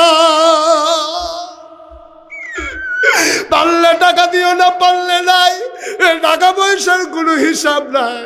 আমেনা ডাক দেয়া কয় হালিমা, ও হালিমা বাচ্চা নেবা, এটা তো বড় আজব বাচ্চা গো হালিমা, তুমি তো এই বাচ্চা সম্পর্কে কিচ্ছু জানো না। কয় কেমন আজব? কয় 10 মাস 10 দিন সে পেটে ছিল, সন্তান পেটে আসলে মার বমি হয়, খাইতে পারে না, মাথা ঘোরায়, ঘুমাইতে পারে না। 10 মাস 10 দিন আমার মোহাম্মদ পেটে ছিল, খোদার কসম আমি টেরে পাই নাই আমার পেটে যে একটা বাচ্চা আছে। একটা পিঁপড়া কামড় দিলে আমি টের পাই, একটা পিঁপড়া কামড় দিলে আমি টের পাই। আমার মোহাম্মদ যখন দুনিয়াতে আসে আমি একটা পিঁপড়ার কামড়ের মতো টের পাই না। এটা বড় আজব বাচ্চা গো হালিমা, খাইতে দিলে খায়, না খাইয়া থাকে, কান্না করে না, ঘুম পাড়াই দিলে নড়াচড়া করে না। এটা বড় আজব বাচ্চা গো হালিমা। ও হালিমা, তার লই আমার একটা দুঃখ আছে গো, তার আব্বা জন্মের আগেই তার আব্বা দুনিয়া থেকে বিদায় হয়েছে। এই সুরে চাঁদের টুকরা সন্তান তার আব্বা দেখা যাইতে পারে নাই। হালিমা, ও হালিমা আমার মনে বড় দুঃখ, আমি তার মা, আমি তার বাবা, আমি তার মা, আমি তার বাবা। কোনদিন একটা কাগজের ফুলও কিনে দিতে পারি নাই, একটা খেলনা কিনে দিতে পারি নাই। আমার মনে বড় দুঃখ গো হালিমা, তারে আমি একটু আদর করে যে একটা খেলনা কিনে দেবো, এটা আমি করতে পারলাম না। হালিমা, হালিমা গো, ও হালিমা, এই বাচ্চাটা তোমার কাছে আমানত। শুনো শুনো শোনো, এই বাচ্চা বড় আজব বাচ্চা। আমি একদিন গোসল করার জন্যে ঢুকেছি হাম্মামে, গোসলখানায়। আমি গোসলখানায় গায়ে পানি ঢেলে দিয়েছি, হঠাৎ করে শুনলাম ঘরের ভিতরে কি যেন নড়াচড়া করে। আমার মোহাম্মদ নড়াচড়া করে না, আমার মোহাম্মদ ঘুমায়। জানালা খুলে দেখি আমার মোহাম্মদ হাত নাড়ে, পা নাড়ে, কি যেন ধরতে চায়। আমি তাকাইয়া দেখলাম আমি তারে খেলনা কিনা দিতে পারি নাই, আমার আল্লাহ তারে খেলনার বাকি রাখে নাই। আকাশের চাঁদ আর তারা গুলারে খেলনা বানাইয়া মোহাম্মদের হাতের কাছে পাঠাই দিছে।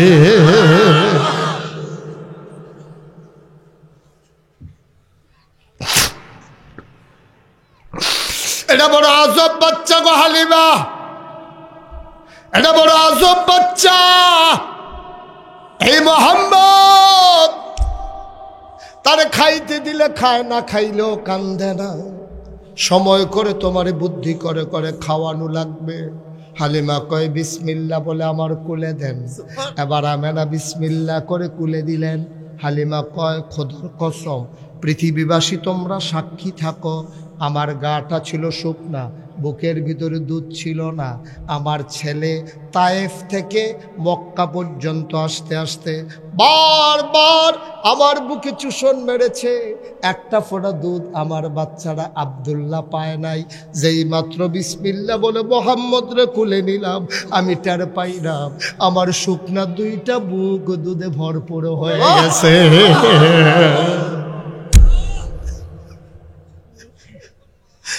এটা কেমন আজব বাচ্চা রে! ও পৃথিবীর মানুষ, তোমরা মানবতার জন্য আজকে জাতিসংঘ তৈরি করো, মানবাধিকার কমিশন তৈরি করো, তোমরা সেমিনার করো, সিম্পোজিয়াম করো। আমার নবী তখনও দুধের বাচ্চা। হালিমা কয় আমি আবার মোহাম্মদকে বুকে লাগালাম দুধ খাওয়ানোর জন্য। সে চপ চপ চপ চপ করে আমার বুকের দুধ খেলো। এবার আমি অন্য বুকে লাগালাম, মোহাম্মদ আর খায় না, মুখ বন্ধ করে রাখে। আমি বললাম এটা তো আসলেও আজব বাচ্চা, এক বুকের দুধ খায় আর এক বুকের খায় না। আমি বললাম ও আব্দুল্লাহর আব্বা, তুমি আবার মোহাম্মদরে কুলে নাও, আমার আব্দুল্লাহরে আবার কুলে দাও। আবার মোহাম্মদে যেই বুকের দুধ খাইছে, আব্দুল্লাহ ওই বুকে মুখ লাগায় না। আর মোহাম্মদ যেই বুকের দুধ খায় নাই, আব্দুল্লাহ ওই বুকে চপ চপ করে দুধ খায়। আমি বুঝি নাই, আমি হালিমা বুঝি নাই কোন সময় দুই ভাই চুক্তি করে ফেলেছে। তারা দুধ ভাই কোন সময় চুক্তি করে ফেলেছে। নিশ্চয়ই মোহাম্মদ এই কাজটা করছে। মোহাম্মদ বোধহয় আব্দুল্লাহরে কইছে, ভাই আমার বুকের দুধ তুমি খাবা না, তোমার বুকের দুধ আমি খাবো না। আমার জন্য যেটা এটা আমার, তোমারটা তোমার। আমরা সীমা লঙ্ঘন করব না, আমরা মানবাধিকার লঙ্ঘন করব না। আমার অধিকার আমার, তোমার অধিকার তোমার, আমরা যার যার ভাগ করে নিলাম। হালিমা কয় আমি লাফ দিয়ে ঘরের বাইরে গেলাম, স্বামীকে বললাম স্বামী ও স্বামী 1 সেকেন্ড দেরি না, তাড়াতাড়ি উঠ ছেড়ে দেন। এবার আমি উটের উপরে উঠলাম, উটের পিছনে এখন কয়জন, কথা বলে কয়জন, আবার 4 জন নিয়ে হালিমা উঠ ছেড়ে দিল। হালিমা কয় উট আর এখন হাঁটে না। আমি অবাক বিস্ময়ে তাকিয়ে দেখলাম, আমি চমকে উঠলাম, থমকে দাঁড়ালাম। আমি আশ্চর্যান্বিত হয়ে গেলাম। এখন আর ওঠ হাঁটে না, শক্ত করে ধরলাম। ওঠ দেখি এখন ঘোড়ার চাইতে আরো জোরে দৌড়া। ওদের সাথে ক্রস হয়েছিল কোন জায়গায়? আবার লৌহজন ক্রস করছিল আসার সময়। হালিমা কয় আবার যখন উঠে উঠলাম, মোহাম্মদকে নিয়ে যখন ওট ছেড়ে দিলাম, ওট এমন করে দৌড়াইতে শুরু করলো। ওরা লৌহজন পার হয়ে আধা কিলো যায় নাই, ওরা থমকে দাঁড়ালো, চমকে উঠলো। ওরা পেছনে ফিরে দেখে আমি ওদেরকে ধরে ফেলছি। ওরা চুপ মেরে দাঁড়িয়ে কয় হালিমা, ও হালিমা তুমি কি নিশ্চয়ই পয়সা গিয়ে উট বদলাইছ? হালিমায় কয় কে আমার উট দেবে? কয় নাইলে এটা কি আগের উট নাকি? কয় হয় উট আগের উট। কয় মিথ্যা কথা বইল না, যে ওট আসার সময় 1 কিলো আসতে পারো নাই মাওয়া থেকে, তার আগেই পিছনে পড়ে গেছে। ক্রস করলাম আমরা লৌহজঙে, তুমি কোন সময় পয়সা গেলা, কোন সময় বাচ্চা নিলা, কোন সময় আবার ফিরে আসলা। হালিমা কয় আমি তো চলে আসছি, তোমরা তো দেখতেছ। কয় উঠ কেমনে এমনে দৌড়ায়, নিশ্চয়ই তুমি আগের উঠ বদলাইয়া নতুন উঠ লইছ। হালিমা কয় না না না, উঠ আমার আগেরটাই, আমি নতুন উঠ লই নাই। কয় তাইলে উঠ এমনে দৌড়ায় কেন? হালিমা কয় আমি জানি না। কয় জানে কে?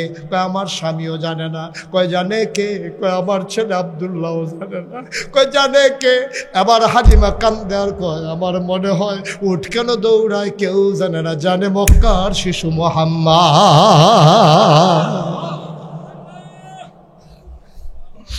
মক্কার শিশু মুহাম্মদ জানে উঠ কেন এমনে দৌড়ায়, আমরা কেউ জানি না। ও মুসলমান, মুশতাক ফৈজি কোনোদিন তোমাদের কাছে আসে নাই, আর কোনোদিন আসবো কিনা জানি না। মুশতাক ফৈজি যদি কোনোদিন না আসে, কোনোদিন যদি তোমাদেরকে না ডাকে, মনে রাখবা আমি এসেছিলাম, মনে রাখবা কয়েকটা কথা তোমাদেরকে বলে গেলাম।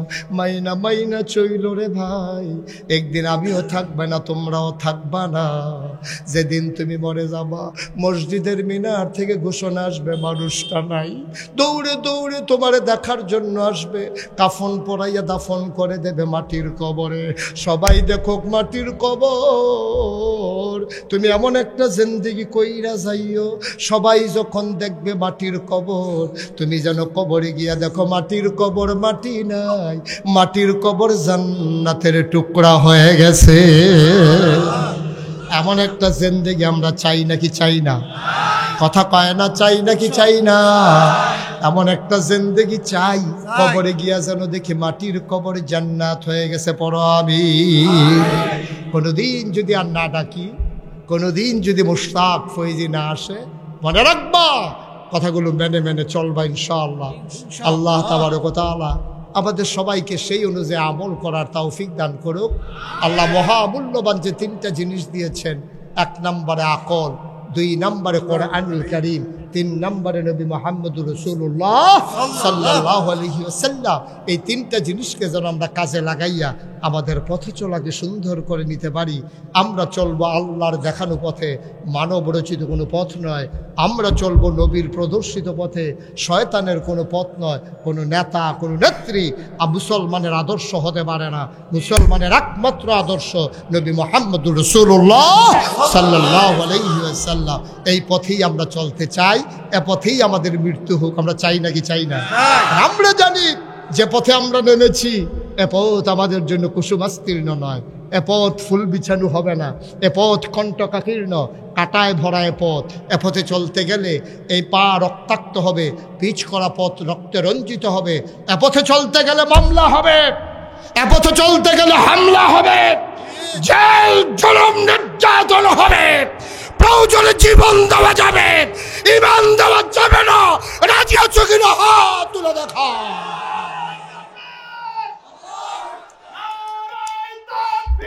আল্লাহু আকবার। দিন ইসলাম, দিন ইসলাম জিন্দাবাদ, জিন্দাবাদ। আল কোরআনের আলো সংসদে চলো,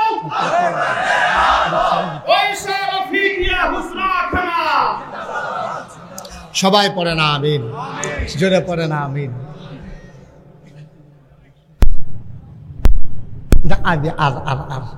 আমার একটা সীমা আছে। জি, সবাই পড়েন আলহামদুলিল্লাহ। আমাদের আজকের মাহফিলের প্রধান মেহমান ডক্টর সৈয়দ এনায়েতুল্লাহ আব্বাসী সাহেব, উনি আসতেছেন, রাস্তায় আছেন। রাস্তা তো অনেক দূর, ঢাকা থেকে সবটাই তো রাস্তা। জি জি ইনশাআল্লাহ।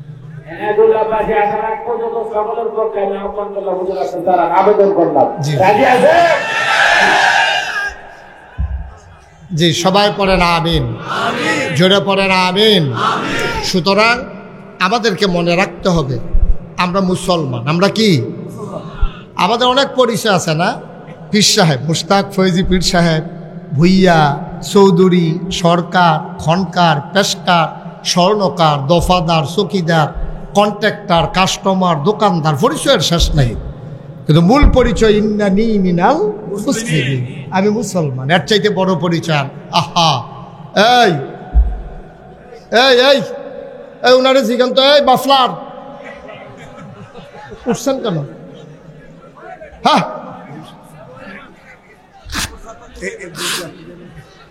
সবাই পড়ে না আমিন। আবার পরে আপনাদের আব্বাসী সব হুজুর এখানে আসেন না ইয়ার, তাইলে তো ওনার সম্পর্কে তো আপনারা জানেন। তো ওনার ওয়াজ না শুনে চলে যায় এমন কোনো বাংলাদেশে মানুষ আছে নাকি? ওনার ওয়াজ শোনার আগে কেউ চলে যায় এমন বাংলাদেশে কোনো শ্রোতা আছে? তাইলে উনি কত মজার ওয়াজ, কত দামি ওয়াজ। আপনি উঠছেন কেন? সবাই বসেন, সবাই পড়ে না আমিন, জোরে পড়ে। আরেকজন মাঝিতে দিলেই তো হইতো। আমার তো একটা, আমি তো কথা গুছিয়ে নিয়ে আসছি, আমি কোথায় গিয়ে শেষ করব। আমার একটা কথার একটা আয়োজন আছে না, আমি ডাইল ডিম দিয়া খাই আসার শাক দিয়া বাজি দিয়ে আবার শুরু করি।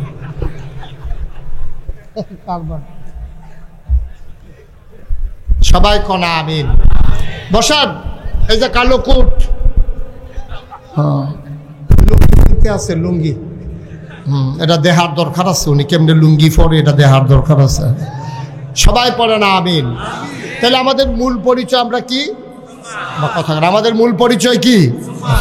যদি আমরা প্রকৃত ইমানদার হতে চাই, আমাদের জন্য যে বিধানগুলো আল্লাহ, ওই যে বলছিলাম কোরআনে যেগুলো বলছে এগুলো আমরা করব, কোরআনে যা নিষেধ করেছে আমরা ছাড়ব। তা আল্লাহ তা, আহা এটা কি হইল ভাই? একটু বসান, হাঁটাহাঁটি করেন না। আমি তো ওয়াজ শেষ করে দেই নাই, মাইক ছাড়ি নাই তো এখনো। সবাই কনা আমিন। তাহলে আল্লাহ তাবারক ওয়া তাআলা কি করলেন? তিনি যখন মানুষ বানালেন তখন আল্লাহ তাবারক ওয়া তাআলা বলে দিলেন নবীজিকে, কুলু লা ইলাহা ইল্লা। ও নবী, আপনি বলে দেন সবাইকে, তোমরা পড়ে নাও লা ইলাহা, সুবহানাল্লাহ কয় না? হ্যাঁ মুসলমান, মন দিয়ে শুনো। আবার আল্লাহ তাবারক ওয়া তাআলা যখন নবীজিকে বললেন আপনি বলে দেন তোমরা সবাই পড়ো লা ইলাহা ইল্লাল্লাহ মুহাম্মাদুর রাসূলুল্লাহ সাল্লাল্লাহু আলাইহি ওয়াসাল্লাম। সবাই কনা আমিন। বন্ধুরা আমার, ভাইরা আমার, গভীর মনোযোগ। আবার আমরা সবাই পড়লাম, হাজার হাজার জনতা আমরা আল্লাহকে সাক্ষী রেখে পড়ে নিলাম লা ইলাহা ইল্লাল্লাহু মুহাম্মাদুর রাসূলুল্লাহ সাল্লাল্লাহু আলাইহি। আবার আমাদের কাজটা কি?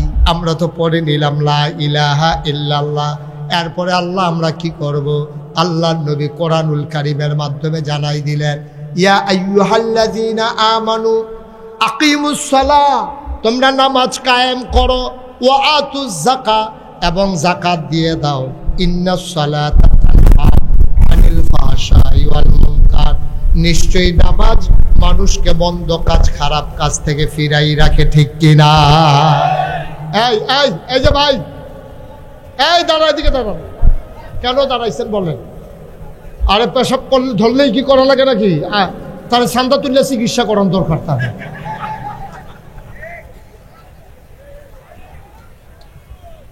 সবাই একটু বসেন, একটা লোক আর উঠেন নামাজি দিয়া, দয়া করে বসে পড়ুন।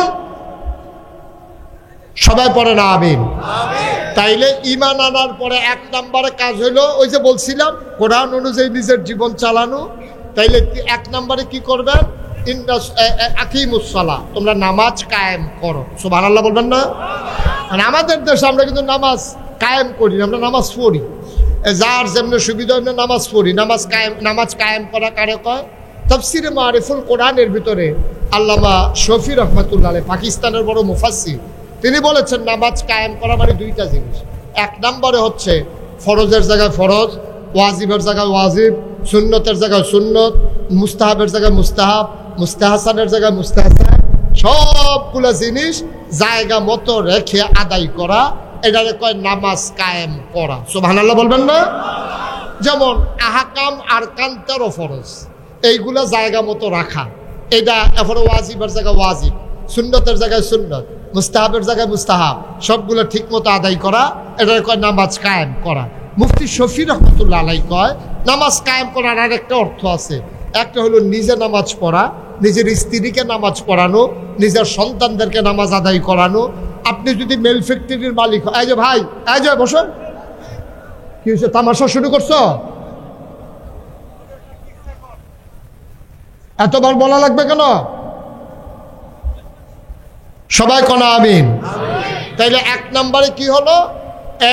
নামাজের ওয়াজিব, মুস্তাহাব, ফরজ সবগুলা ঠিক রাখা, আহকাম আরকান ফরজ ঠিক রেখে নামাজ আদায় করা। 2 নম্বরে হলো আপনি কি করা? 2 নম্বর আপনি নিজে নামাজ পড়া, আপনার স্ত্রীকে নামাজ পড়ানো। আপনি যদি একটা মেল ফ্যাক্টরির মালিক হন, তাইলে এই মেল ফ্যাক্টরিতে যত কর্মচারী আছে সবাইকে নামাজ পড়তে বাধ্য করেন। আপনি প্রতিষ্ঠানের প্রধান, আপনার দায়িত্ব হলো সকল শিক্ষক, কর্মকর্তা, কর্মচারী, মাদ্রাসার ছাত্র ছাত্রী সবাইকে প্রিন্সিপাল হুজুর নামাজ পড়াবেন। আপনি পীর সাহেব, আপনার যত মুরিদ আছে আপনি বাধ্য করাবেন যে আমার মুরিদ হইতে হইলে নামাজ পড়তেই হবে, এর বাইরে যাওয়ার কোনো সুযোগ নাই। তাইলে আমার মুরিদ থাকারই দরকার, আমার মুরিদ বাদ, মুরিদ আমার জন্য জরুরি না। মুরিদ যদি জাহান্নামের কারণ হয় তাহলে পীর সাহেবের জীবন তো শেষ। তাহলে পীর সাহেব জান্নাতে মানুষকে নেবে। এখন যদি পীর সাহেবের মুরিদ বেনামাজি হয়, পীর সাহেবের মুরিদ যদি সুদখুর হয়, পীর সাহেবের মুরিদ যদি ঘুষখুর হয়, পীর সাহেবের মুরিদ যদি মদখুর হয়, তাহলে পীর সাহেবও শেষ, মুরিদ তো আগে এসে, ঠিক কিনা কর? এই জন্য কি করতে হবে? নিজে আপনি নামাজ পড়বেন, আপনার মুরিদদেরকে পড়তে বাধ্য। আপনি জিজ্ঞেস করে নেবেন যে আমার মুরিদ হওয়া লাগলে তোমার কিন্তু 5 ওয়াক্ত নামাজ জামাতের সাথে আদায় করতে হবে। আপনার স্ত্রীকে আপনি বাধ্য করবেন, আপনার ছেলে মেয়েকে বাধ্য করবেন। কিন্তু আফসোস কি জানেন? আপনার ছেলে মেয়েরা ডাক্তার বানাই, আমরা কিন্ডারগার্টেন স্কুলে নিয়ে ভর্তি করাই, আমরা ওদেরকে টাই পরাই, আমরা শু পরাই, আমরা হাফ প্যান্ট পরাই, শার্ট গায়ে দেওয়াই, কিন্তু আমরা মুসলমান বানানোর ব্যাপারে কোনো চিন্তা নাই, ঠিক কিনা কও? আজকে কিন্ডারগার্টেনগুলো আমাদের সব দখল দিয়ে ফেলেছে, আমাদের মক্তবগুলো দখল দিয়ে ফেলেছে। আজকে কোরআনের শিক্ষা আমাদের ভিতরে নাই, আমরা গজব হয়ে গেছি। আল্লাহ যেন মাফ করে সবাই কোনা হবে। বন্ধুরা আমার, ভাইয়েরা আমার, গভীর মনোযোগ। তাইলে আমি নিজে নামাজ পড়ব, আমার ভক্ত মুরিদ যারা তাদেরকে নামাজ পড়াবো, আমার স্ত্রী, আমার সন্তান সন্ততি সবাইকে আমরা নামাজ পড়াবো। এইভাবে এটারে কয় নামাজ কায়েম করা। মুসলমান, এই ওয়াজ যখন আমি করতেছিলাম 5 বছর আগে, 5 বছর আগে আমাদের কুমিল্লা চান্দিন একটা জায়গা আছে, ওইখানকার এমপি এখন মারা গেছে। ওইখানে আমি যখন ওয়াজ করতে আসছি, আমি কইছি যে আপনি নিজে নামাজ পড়বেন, আপনি মেম্বার হইলে আপনার ওয়ার্ডের সবাইকে নামাজ পড়াইবেন, আপনি চেয়ারম্যান আপনার ইউনিয়নের সবাইকে নামাজ পড়াবেন, আপনি সংসদীয় আসনের এমপি আপনার আসনের যত মানুষ আছে সবাইকে নামাজ পড়তে বাধ্য করাবেন। আপনি বাংলাদেশের প্রধানমন্ত্রী, আপনি সংসদে বিল আনবেন যে বাংলাদেশ যেহেতু শতকরা 92 জন লোক মুসলমানের দেশ, এখানে সবাই নামাজ পড়তে হবে, আপনি আইন করে দেবেন, পুলিশ বাস্তবায়ন করবে। আমরা হুজুর ওয়াজ করে বুঝাবো। মানে এই কথা বলার পরে ওই এলাকার যে এমপি আমারে বলতে আছে যে হুজুর আপনি তো মাইকটা আপনার হাতো, আপনি যেটা কোন এটা সুন্দর লাগে, এটা একটা কথা কইলে বাংলাদেশও পুলিশ আছে কতজন আর মানুষ আছে কয় কোটি, তো এই সামান্য পুলিশ, 1 গ্রামে 1জন পুলিশও পড়ে না। মনে করেন আপনাদের যে লৌহজং থানা, এই থানায় পুলিশ আছে 50 জন, গ্রাম আছে কতটা, তো 1 গ্রামে তো 1জন করে পুলিশও যাইতে পারে না। তো এই পুলিশ গিয়ে নামাজ কায়েম করবে কেমনে? আপনি বুঝে না নাই, গ্রামে গ্রামে ঘরে ঘরে যাওয়া লাগবে না। যখন শুক্রবারে জমার টাইমে এই হুন্ডা দিয়ে 2 জন যাইতে আছে লৌহজং, পুলিশ দাঁড় করাইছে, জমার টাইম হইছে, কহ তো কই যাইতে আসো, নামাজ না পড়িয়া কই আসে রে, যদি 2টারে হ্যান্ডকাফ লাগাইয়া রাস্তার মধ্যে ফালাই দেওয়া যায়। এই কথা লৌহজঙের তে পয়সাইতে 1 মিনিটও লাগতো না, ঠিক কিনা কও? একবারাই গেছিল লৌহজং, হ্যাঁ বাড়ায় দেখছে যে 2 তারে বান্ধা হতাই লাইছে, জিগাইতেছে কি তোমরা রে হ্যান্ডকাফ লাগাইছে গিরে, কয় শুক্রবারে মসজিদে ঢুকছি না দেখে হ্যান্ডকাফ লাগাইছে। হ্যাঁ বাড়ায় হ্যান্ডতে ফোন দিছে পয়সা তারা বেড়ার ফুটার কাছে, কইরে তুই আমি তো রাস্তা কারে মসজিদে ঢুক, মসজিদে ঢুক, অজু লাগতো না, বিছানা লাগলে অজু লাগতো না, আগে মসজিদও ঢুক, পুলিশ বানতে বানতে আইতে আছে। তাহলে একটা ঘটনা ঘটাইলে সারা বাংলাদেশের নামাজ কায়েম করা একটা দিনের ব্যাপার, ঠিক কিনা কম? একদিনের ভিতরে সব জায়গায় খবর চলে যাবে বাংলাদেশে আইন হয়েছে, ব্রেকিং নিউজ আসবে, এখন থেকে আজানের সাথে সাথে দোকান বন্ধ হয়ে যাবে, নামাজ পড়ে তারপরে দোকান খুলতে হবে, নাইলে সাথে সাথে অ্যারেস্ট, 50,000 টাকা জরিমানা। 50 টাকা জরিমানা কইরা পাবলিক স্পেসে যদি বিড়ি খাওয়া বন্ধ করা যায়, পলিথিন যদি বন্ধ করা যায়, বাল্য বিবাহ যদি গ্রামে বন্ধ করা যায়, ৯২ জন মুসলমানের দেশে নামাজ কায়েম করা সেকেন্ডের ব্যাপার, ঠিক কিনা? আমার দেশের সেই পেরেশানি নেই, আমাদের দেশের সেই পেরেশানি নেই। পলিথিন বন্ধ করে, তারপরে গিয়া আপনার বাল্য বিবাহ বন্ধ করে, কত কিছু করে আইন কইরা, কিন্তু নামাজটা কায়েম করে দেবে এটা নাই। এখন যারা কায়েম করব তারারে তো নামাজ নাই, ঠিক কিনা ক? হ্যাঁ, তো জানাজার সময় ফুরালা ঈদের নামাজ, ঈদের সময় ফুরালা জানাজার নামাজ। এই কারবার আছে নাকি নাই? জীবনে নামাজ পড়ে না নেতায়, এখন নেতায় মার জানাজার ভিতরে গিয়ে খেয়েছে। এখন জানাজার ভিতরে আল্লাহু আকবার আছে কয়বার? কথা কয় না দেখি। প্রথমবার তো আল্লাহু আকবার করে হাতের নাবিন দিছে বাধা লাগে, এরপরে যতই আল্লাহু আকবার আসবে হাত কি আর আলগি দেওয়া লাগবে? নেতায় তো বুঝে না, মনে করছে আল্লাহু আকবার মানিয়ে আতালগি দেওয়া।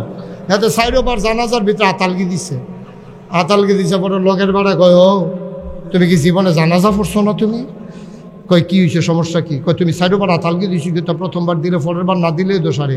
তো মনে মনে কয়েন লেগে তো আইনা নামাজ পড়তাম তো এই জন্যই আইনা, তোমরা যে এত বুলদর লেগে তো আইতাম চাইলে। তারা তুই জানাজা ফরচ্ছা, আবার বাংলাদেশের মুসলমানের নেতা হইয়া বইয়া রইস, এমনি উদাম করে সিহন জিংলা দিয়ে ফটফাট ফটফাট ফটফাট করে খিসন যাইতো, ঠিক কিনা ক? বাংলাদেশের মুসলমানের নেতা হইছ, তুমি নামাজ শিখো নাই, এখনো তুমি জানাজা পড়ো না, এখনো ঈদের নামাজ পড়ো না। এখন যখন ঈদের জানাজার সময় যখন ৪বার আতালগি দিছে, তার এটা মনে রাখছে।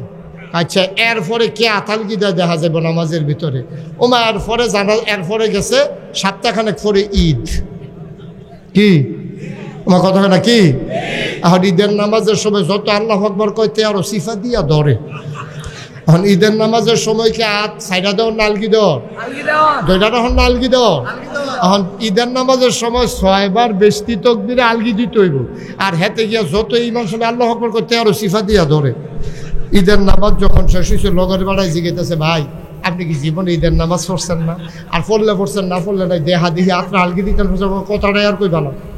মার জানাজা আতালগি দিয়া যেই বিপদে পড়ছিলাম, সেই সময় নিয়ত করছি কেডা আতালগি দেয় দেখা যাইব, ওখন আর ধরা ছাড়া আলগি দেওয়ার নাই।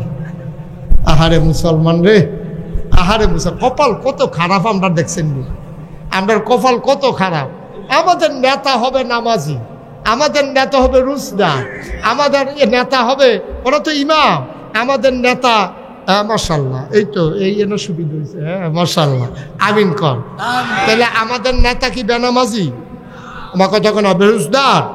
আমাদের নেতা হবে নামাজি, আমাদের নেতা হবে রুজদার, আমাদের নেতা হবে সোনার মানুষ, যারা আমানতের খেয়ানত করে না, যারা ওয়াদা খেলাফ করে না, তারা মুসলমানদের অধিকার নষ্ট করে না।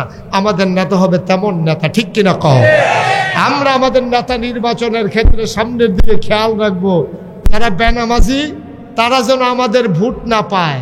যদি তা শোনার ঠিক না, শুধু ঠিক না, আরও ঠিক আছে, আরও ঠিক আছে।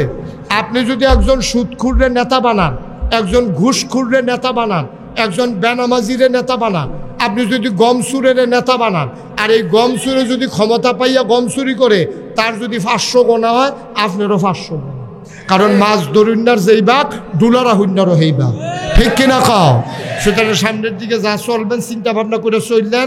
আমি আপনাদের এলাকার নেতা চিনি না, কিন্তু নেতা নির্বাচনের ক্ষেত্রে মনে রাখতে হবে, আপনারা খবর নেবেন 5 ওয়াক্ত নামাজ পড়ে কিনা। আল্লাহর নবী বলেছেন, মান তারাকা সালাতা মুতাআম্মিদান ফাকাদ কাফারা, ইচ্ছাকৃতভাবে নামাজ ছেড়ে দিয়ে যে নামাজকে অস্বীকার করে ফেললো, সে সাথে সাথে কাফের হয়ে গেল। এই ধরনের মানুষ যেন আমাদের মাথার উপরে নেতা হয়ে আমাদের উপরে ছড়ি ঘুরাইতে না পারে। বাংলার মুসলমান বারবার ঘুঘু ধান খেয়ে যায়, এবার আর ঘুঘুকে ধান খাইতে দেওয়া হবে ইনশাআল্লাহ। আল্লাহ তাবারক ওয়া তাআলা কবুল করুক। আবার আসবো ইনশাআল্লাহ, দেখা হবে কোনো এক মাহফিলে, কথা হবে ময়দানে। সবার জন্য দোয়া করি, সবার কাছে দোয়া চাই। আসসালামু আলাইকুম ওয়া রাহমাতুল্লাহি ওয়া বারাকাতুহু।